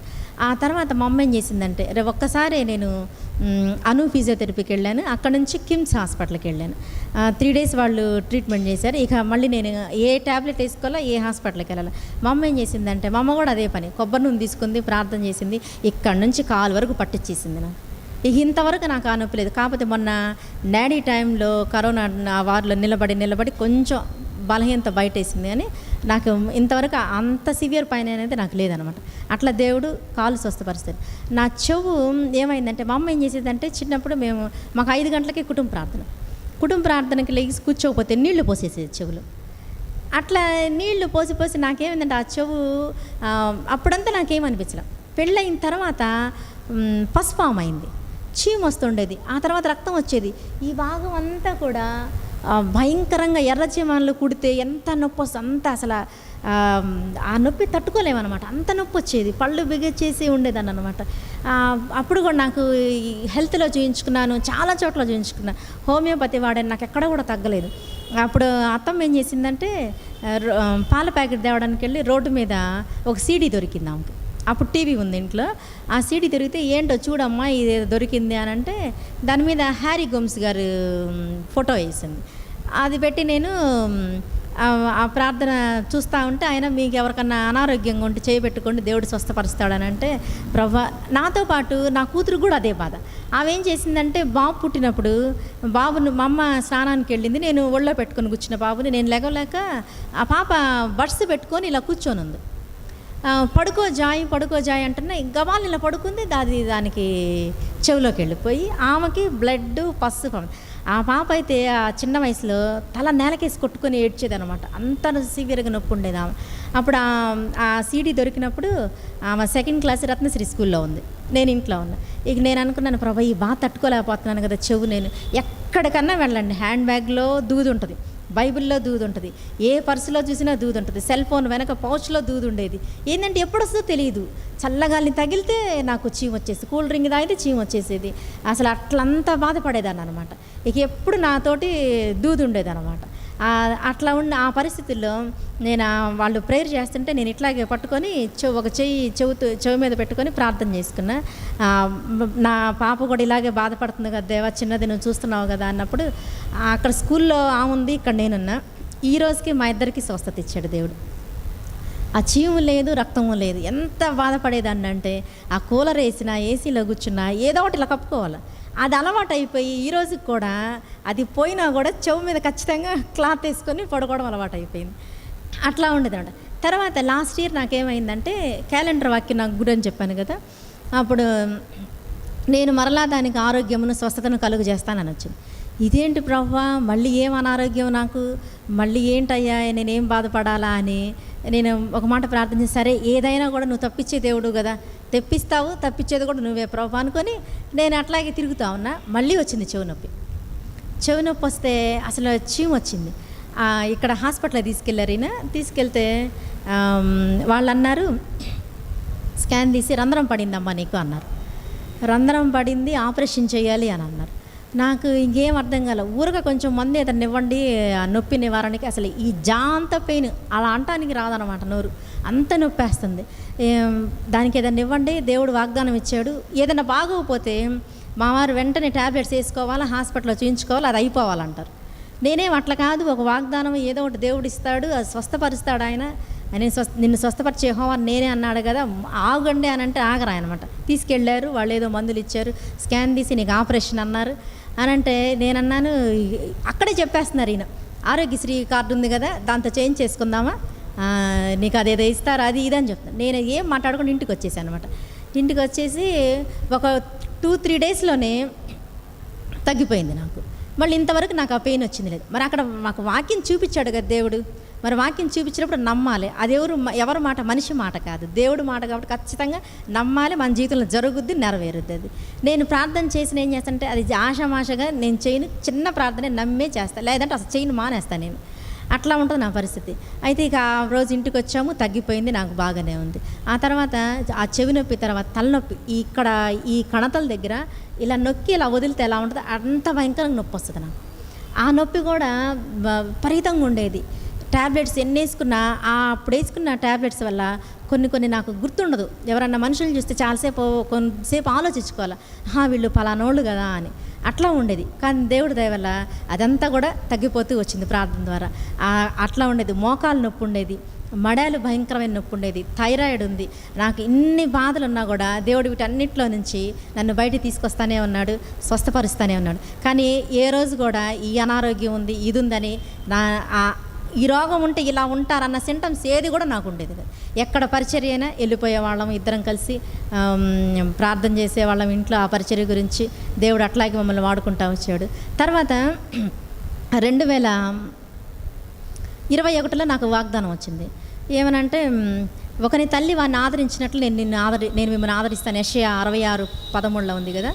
ఆ వాగ్దానం నాకు వచ్చినప్పుడు నేను అనుకున్నాను, ఏంటి తల్లి ఆదరిస్తుంది, తల్లి ఎప్పుడు ఆదరణగా వేరేదేమి ఉండదు తల్లి దగ్గర, ఎందుకు నాకు ఈ వాగ్దానం వచ్చింది, మా అమ్మకి నాకేమవుద్ది అని నేను అనుకున్నా, కానీ వదిలేసాను దాన్ని, ఆ వాగ్దానాన్ని వదిలేసాను. అయితే 2021లో వచ్చింది. 2022లో కూడా నాకేమొచ్చిందంటే కీర్తన 91:16లో దీర్ఘాయువు చేత అతన్ని తృప్తిపరిచేదను, నా రక్షణ అతనికి చూపించేదను. ఈ వాగ్దానం వస్తే నేను అనుకున్నా, అప్పుడు కరోనా మూమెంట్ కదా, దీర్ఘాయువు అంటే ఏదో వస్తుంది నాకు, కానీ దేవుడు తప్పిస్తానంటున్నాడు, దీర్ఘాయువు ఇస్తాం, మరణం మాత్రం ఉండదులే అని నేను ఎట్లాగే అనుకున్నాను అన్నమాట. అంటే వాగ్దానానికి రివర్స్ జరుగుద్ది కదా ఏదైనా, అట్లా అనుకున్నా. సరే అని చెప్పి మేము జనవరిలో ఆ వాగ్దానం తీసుకున్నాను, 2022 తీసుకున్నాను. జనవరి 24న డిసెంబర్లోనే నాకు కల వచ్చింది. మేమేదో ఒక ఇల్లు కొనుక్కోవడానికి వెళ్ళాము, నేను మా అమ్మ. ఆ ఇల్లు అంతా కూడా వైట్ పెయింట్ వేసి బాగుంది. వాళ్ళు అంటున్నారు, ఎంత ఇల్లు అని అంటే ₹1,00,000 అంటున్నారు. ₹1,00,000 ఇల్లు రావటం ఏంటి, ఇంత పెద్ద ఇల్లు అనేసి బయటకు వచ్చి నేను మా మమ్మీతో అన్నాను, కొనేసుకుందామమ్మా, ఇల్లు ₹1,00,000 అంట, మనం ఎందుకు వద్దంటాము అని అన్నాను. బయట వైట్ శారీ ఒకటి ఉంది. ఇదివరకు మా డాడీ వాళ్ళ అమ్మమ్మకి కువైట్ నుంచి బయలు వచ్చాయన్నమాట శారీస్, సేమ్ అదే శారీ ప్యూర్ వైట్, అక్కడ భయంకరంగా మెరుస్తుంది, అది తల్లతల్లాడతా.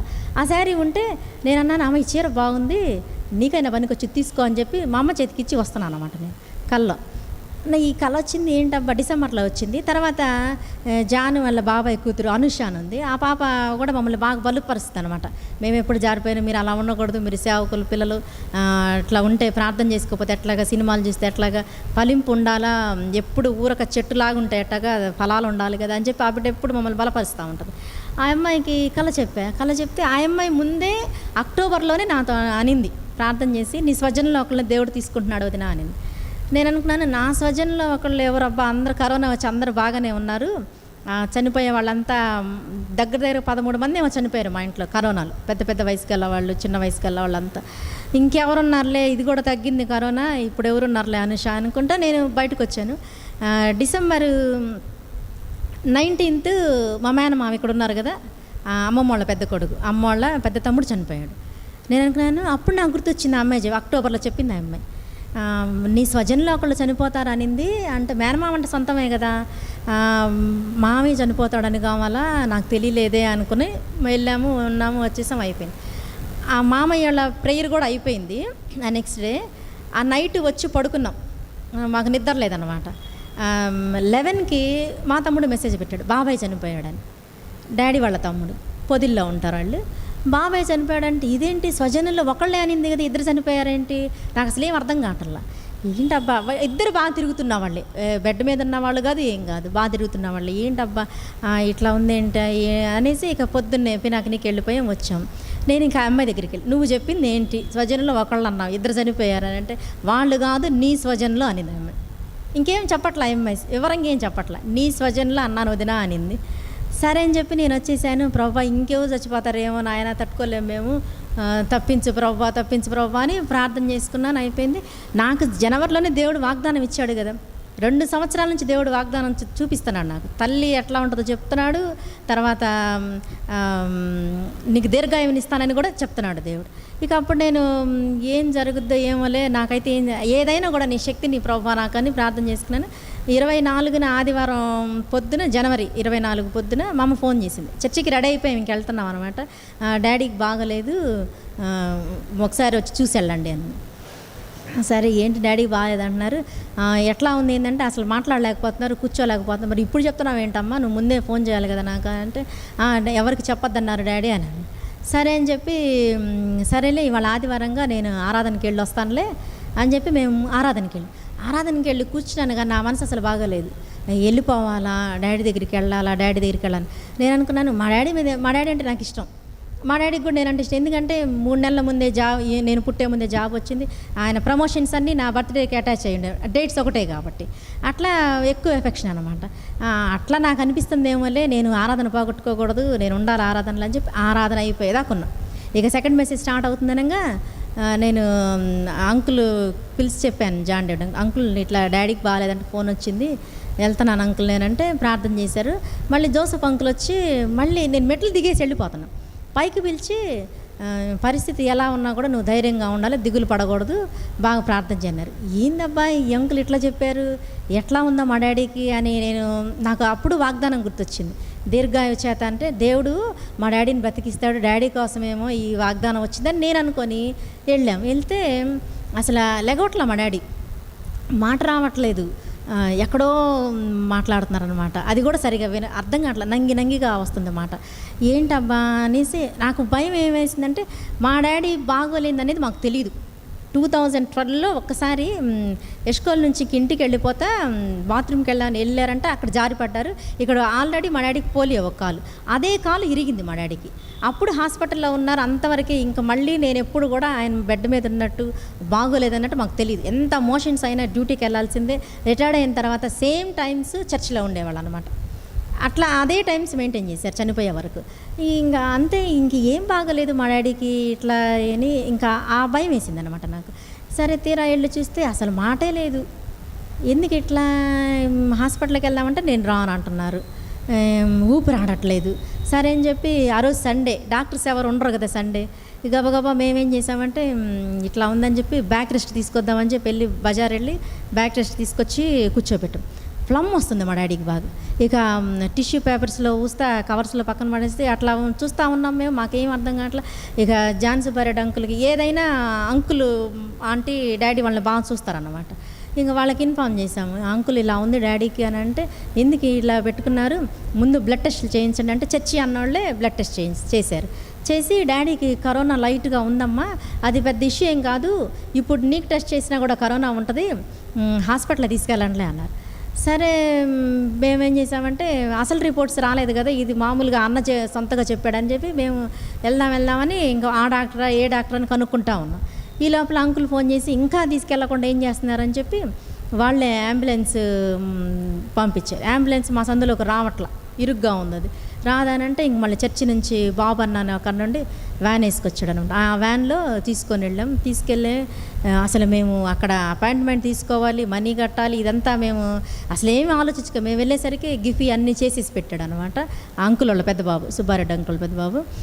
డాడీని తీసుకెళ్తే వాళ్ళు అన్నారు, ఈయన ఎందుకు తీసుకొచ్చారు, బాగున్నారు కదా, ఆయన బాగా స్టౌట్గా ఉంటారు మా డాడీ, మంచిగా తింటారు, బాగుంటారు ఆరోగ్యంగా, ఎందుకు తీసుకొచ్చారు ఈయన అన్నారు. ఏం సార్ బాగోలేదని, అసలు ఊపిరి రావట్లేదు, మాట రావట్లేదు, సడన్గా ఇది అయిపోయారండి అని అంటే అడ్మిట్ చేయండి అని కింద క్యాజువాలిటీలోనే ఉన్నారు డాడీ. మీరు బయట కూర్చోండి అన్నారు, బయట కూర్చున్నాము. ఆ నెక్స్ట్ డే మార్నింగ్ 6 కల్లా మమ్మల్ని పిలిచి మీ డాడీకి కరోనా వచ్చేసింది, హార్ట్ స్టంట్ అయ్యాల, కిడ్నీ ఫెయిల్ అయిపోయింది, లంగ్స్ ఇదైపోయినాయి అని చెప్పి ఆ ఎక్స్రేలు చూపిస్తే అసలు ఎంత భయంకరంగా ఉందో. పైకేమో డాడీ బాగా హెల్తీగా ఇట్లా స్టౌట్గా ఉన్నారు, లోపల చూస్తే చాలా భయంకరంగా ఉంది. అసలు మాకు ఏం అర్థం కాలేదనమాట. ఇంత ఇదిగా అసలు అమ్మని తిట్టాము అందరం కలిసి. ఏం చేస్తున్నావమ్మా నువ్వు, ఫస్టే బాగోకపోతే చెప్తే డాడీని తీసుకెళ్లేవాళ్ళు కదా ఎవరో ఒకళ్ళు, ఎందుకు ఇట్లా చేసా. మా చెల్లేమో పూనాలో ఉంది, నేనేమో తెనాల్లో ఉన్నా. ఏది అవసరమైనా మా తమ్ముడు మందిరం వాళ్ళు వీళ్ళే వాళ్ళని చూసేదన్నమాట. వాళ్ళు అన్నీ అడ్మిట్ చేసి అప్పుడు తిరిగి మాకు ఫోన్ చేసేవాళ్ళు. అట్లా ఆ టైంకి మేము వెళ్ళేవాళ్ళం అనమాట.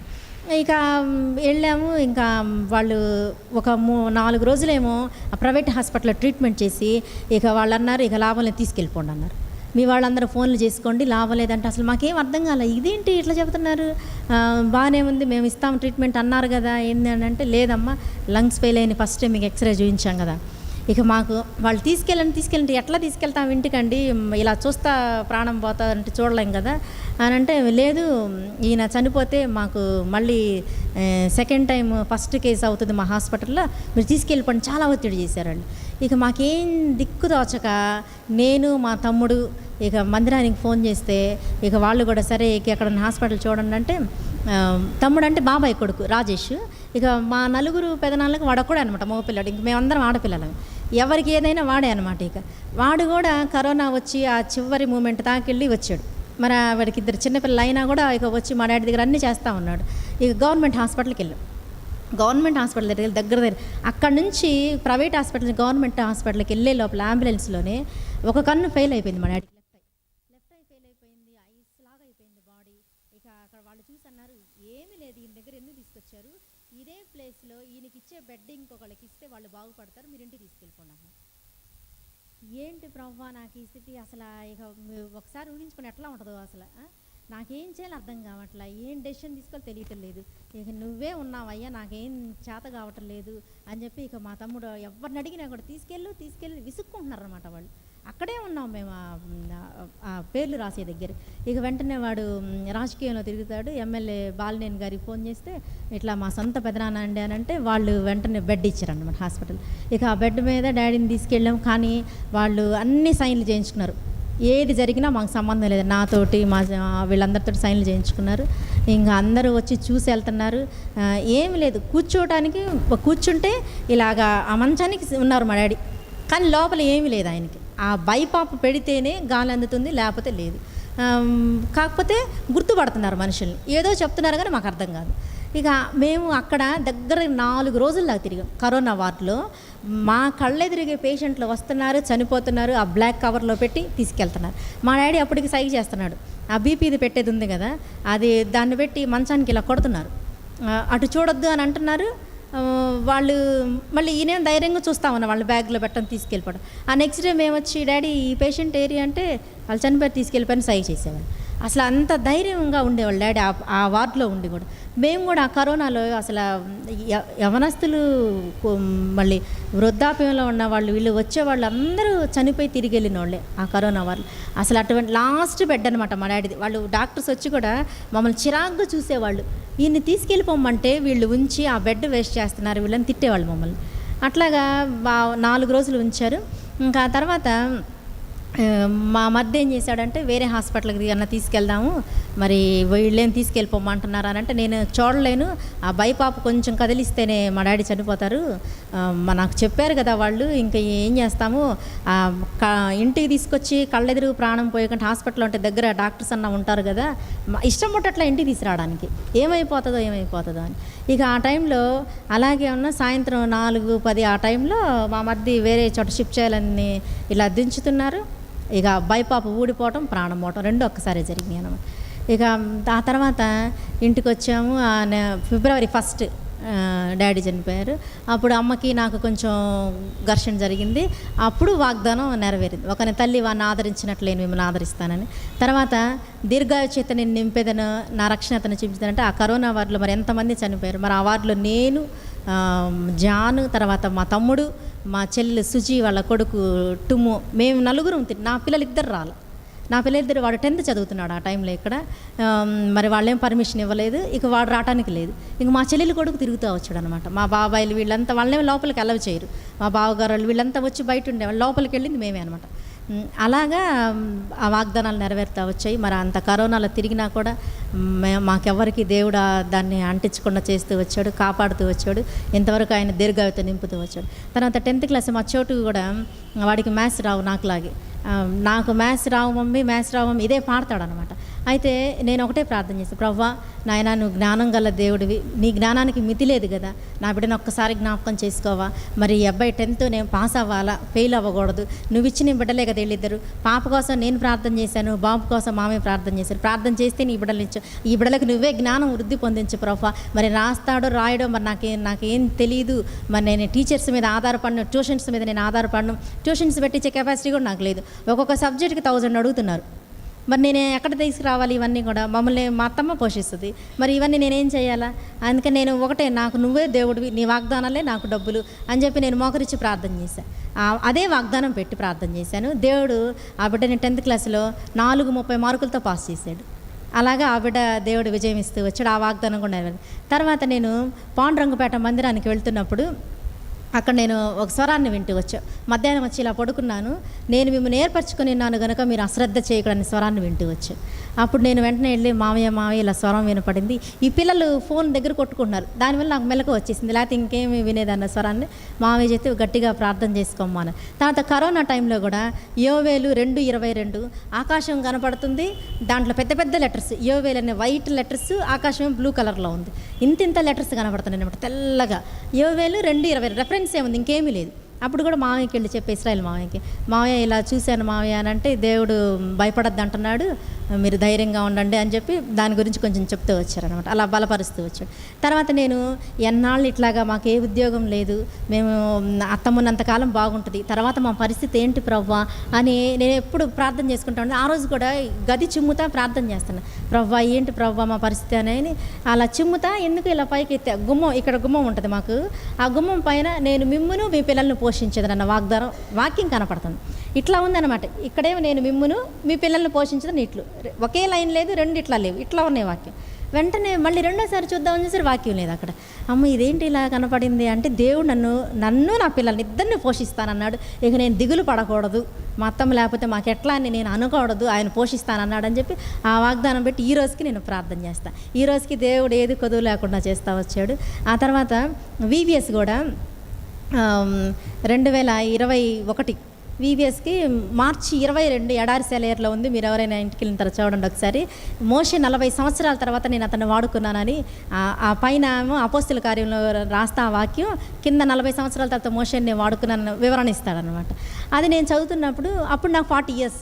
నేను అనుకున్నాను, ప్రవ్వా 40 సంవత్సరాలు వచ్చినాయి, మరి నన్ను ఎప్పుడో 15 సంవత్సరంలో కదా, 16 సంవత్సరంలో కదా నువ్వు నన్ను పిలిచింది, రక్షణ పొందిన వెంటనే మరుసటి సంవత్సరమే నన్ను పిలిచావు కదా ప్రభా, మరి నేను ఇంతవరకు నేను ఆ సేవ అనేది పట్టించుకోలేదు, కాకపోతే ఇక్కడ జార్లమూడిలో మామి తర్వాత జాన్ చేస్తాను, ఇది ఈయనైతే ఏమో నాకు పిలుపు లేదు, పిలుపు లేకుండా నేనంటే సేవ చేస్తాను, ఇది నాశమాష చేయటానికి సేవ కదా అని చెప్పి వద్దన్నారు.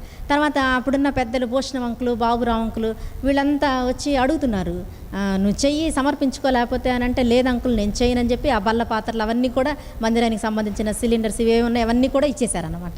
నేను చేయను అంకుల్ అని చెప్పి.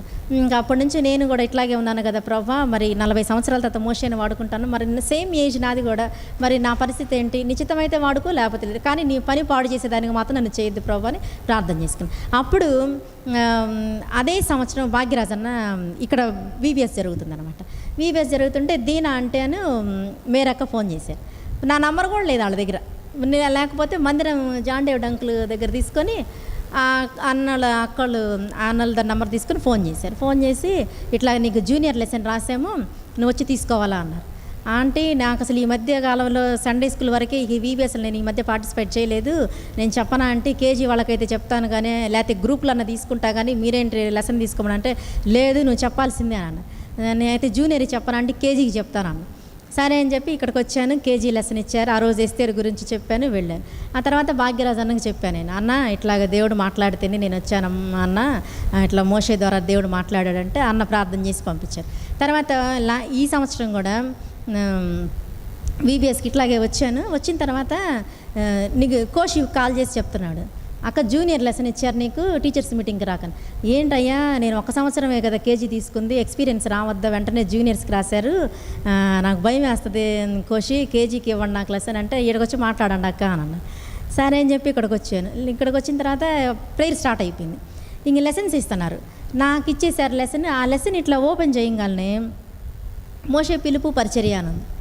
అదేంటి లాస్ట్ ఇయర్ దేవుడు మోషేతో మాట్లాడాడు, ఈ సంవత్సరం అదే మోషే పిలుపు పరిచర్య అని అంటున్నారు నేను చెప్పే లెసన్. ఇక నాకు మాట రాలేదన్నమాట. ఇక నేను నోరు మూసుకుంటే మంచిది, దేవుడు మాట్లాడినప్పుడు అనుకొని ఇక నేనేం చేశానంటే ఇక అయిపోయాక మళ్ళీ వెళ్ళి అన్న దగ్గరికి, భాగ్యరాజు అన్న దగ్గర, అన్న నాకు మళ్ళీ ఇదే వచ్చిందన్న, జూనియర్స్ నాకు చెప్పాలంటే నాకు చేత కాదు కదా, కేజీ వాళ్ళకైతే చెప్తామని అంటే, లేదు దేవుడు నిన్ను బలపరుస్తాడమ్మా అని చెప్పి కొన్ని మాటలు చెప్పి ధైర్యపరిచి ప్రార్థన చేసి పంపించారు. ఇక అట్లా నేను ఈ పరిచర్యలో వాడబడుతున్నాడు. ఆ తర్వాత ఇంటి దగ్గర కూడా మా ఫ్యామిలీ మెంబర్స్ అంతా కలిసి అన్నదమ్ముల పిల్లలందరం కూర్చొని కూడా బుధవారం అట్లాగా ప్రేయర్ చేస్తూ ఉంటాం అనమాట. అట్లా దేవుడు నడిపిస్తూ వచ్చాడు. మరి ఆ 2010 నుంచి మళ్ళీ బలపడటం మొదలైంది. ఇంతవరకు దేవుడు కొనసాగించాడు.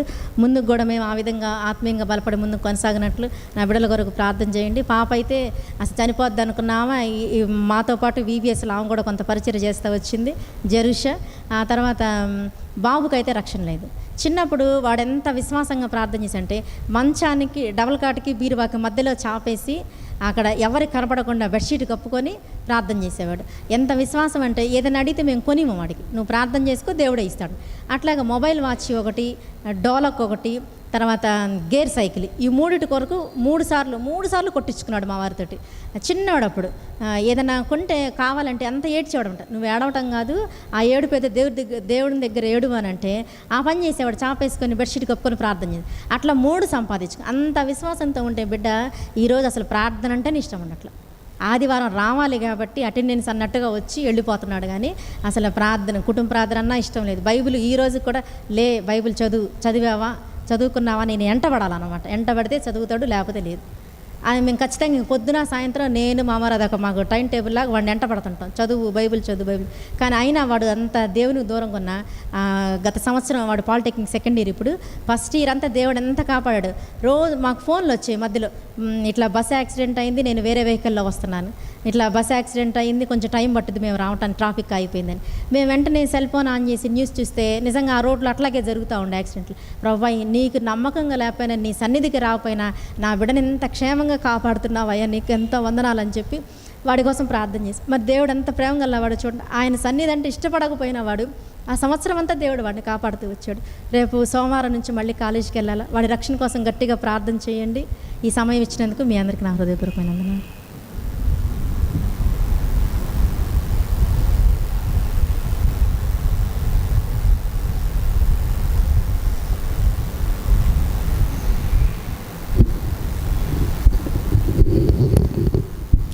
ప్రార్థన చేసుకుంటాము.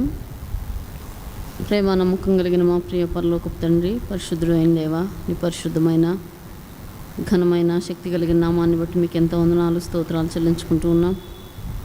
దయగలిగిన దేవా, మరి నీ దాసురాలు ఆయన మరి ద్రాక్ష సిస్టర్ను మీరు నిలవబెట్టుకొని దేవా నా తండ్రి, మరి తన బాల్య దినము నుంచి నా ప్రభువా ఆయన మరి ఇంతవరకు కూడా నా తండ్రి తన జీవితంలో మీరు చేస్తూ వచ్చిన మేలులు ఉపకారములు నా తండ్రి నాయన, మరి నీ ఘనమైన ఆశ్చర్యమైన కార్యములు దేవా, నీవు వాగ్దానం ఇచ్చి వాగ్దానం నెరవేర్చే దేవుడుగా తన పక్షంగా నా ప్రభువా మీరు రుజువుపరుచుకున్న దేవుడుగా ఉన్నందుకై మీకు ఎంతో వందనాలు, స్తుతులు, స్తోత్రాలు చెల్లించుకుంటూ ఉన్నాను ప్రభువా. అలాగే నా తండ్రి చేరి వచ్చిన మా జీవితాల్లో కూడా నా తండ్రి ఇప్పటి వరకు నా ప్రభువా మీరు ఎన్నో ఆశ్చర్య కార్యాలను, అద్భుతమైన కార్యాలను, నీ శ్రేష్టమైన రక్షణను నా తండ్రి మాకు అనుగ్రహించి మా పక్షంగా కూడా నా తండ్రి నాయన మరి ఏ మేలును నా ప్రభా మీరు నా తండ్రి మా పక్షంగా మేలులు దాచి ఉంచి నా తండ్రి నాయన మరి నీ సొంత సమయంలో మా ప్రతి అక్కరను దేవా నా తండ్రి మేము అడగక మునుపే నాయన మీరు తీరుస్తూ దేవా నా తండ్రి మీరు చాలిన దేవుడుగా నా ప్రభా మా జీవితాల్లో కూడా మీరు ఉంటూ ఉన్నందుకే హృదయం ఆరాస్తుతులు చెల్లించుకుంటూ ఉన్నాం.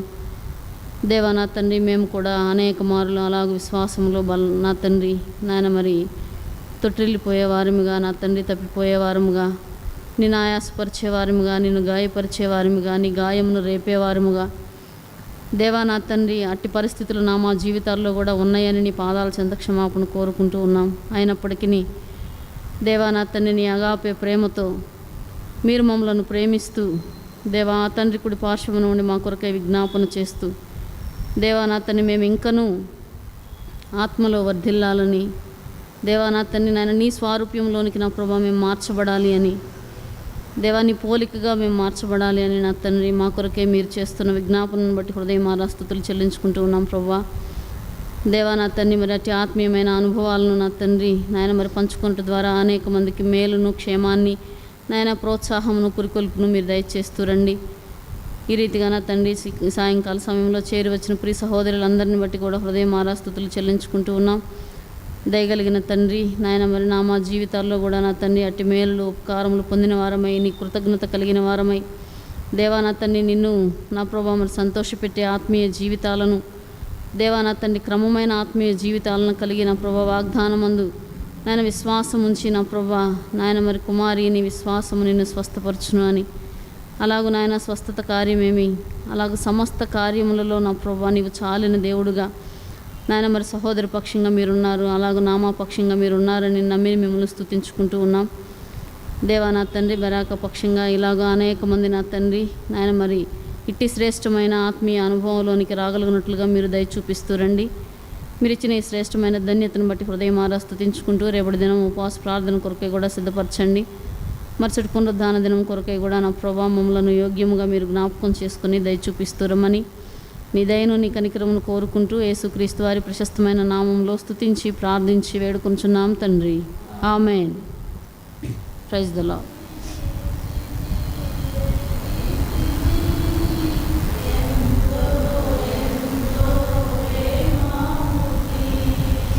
ప్రభుని రుచించి ఎరిగి తిని ఎంతో ఎంతో ప్రేమామూర్తి విశ్వమంతటనే గాంచలేను విలువైన ప్రభు ప్రేమను విశ్వమంతటనే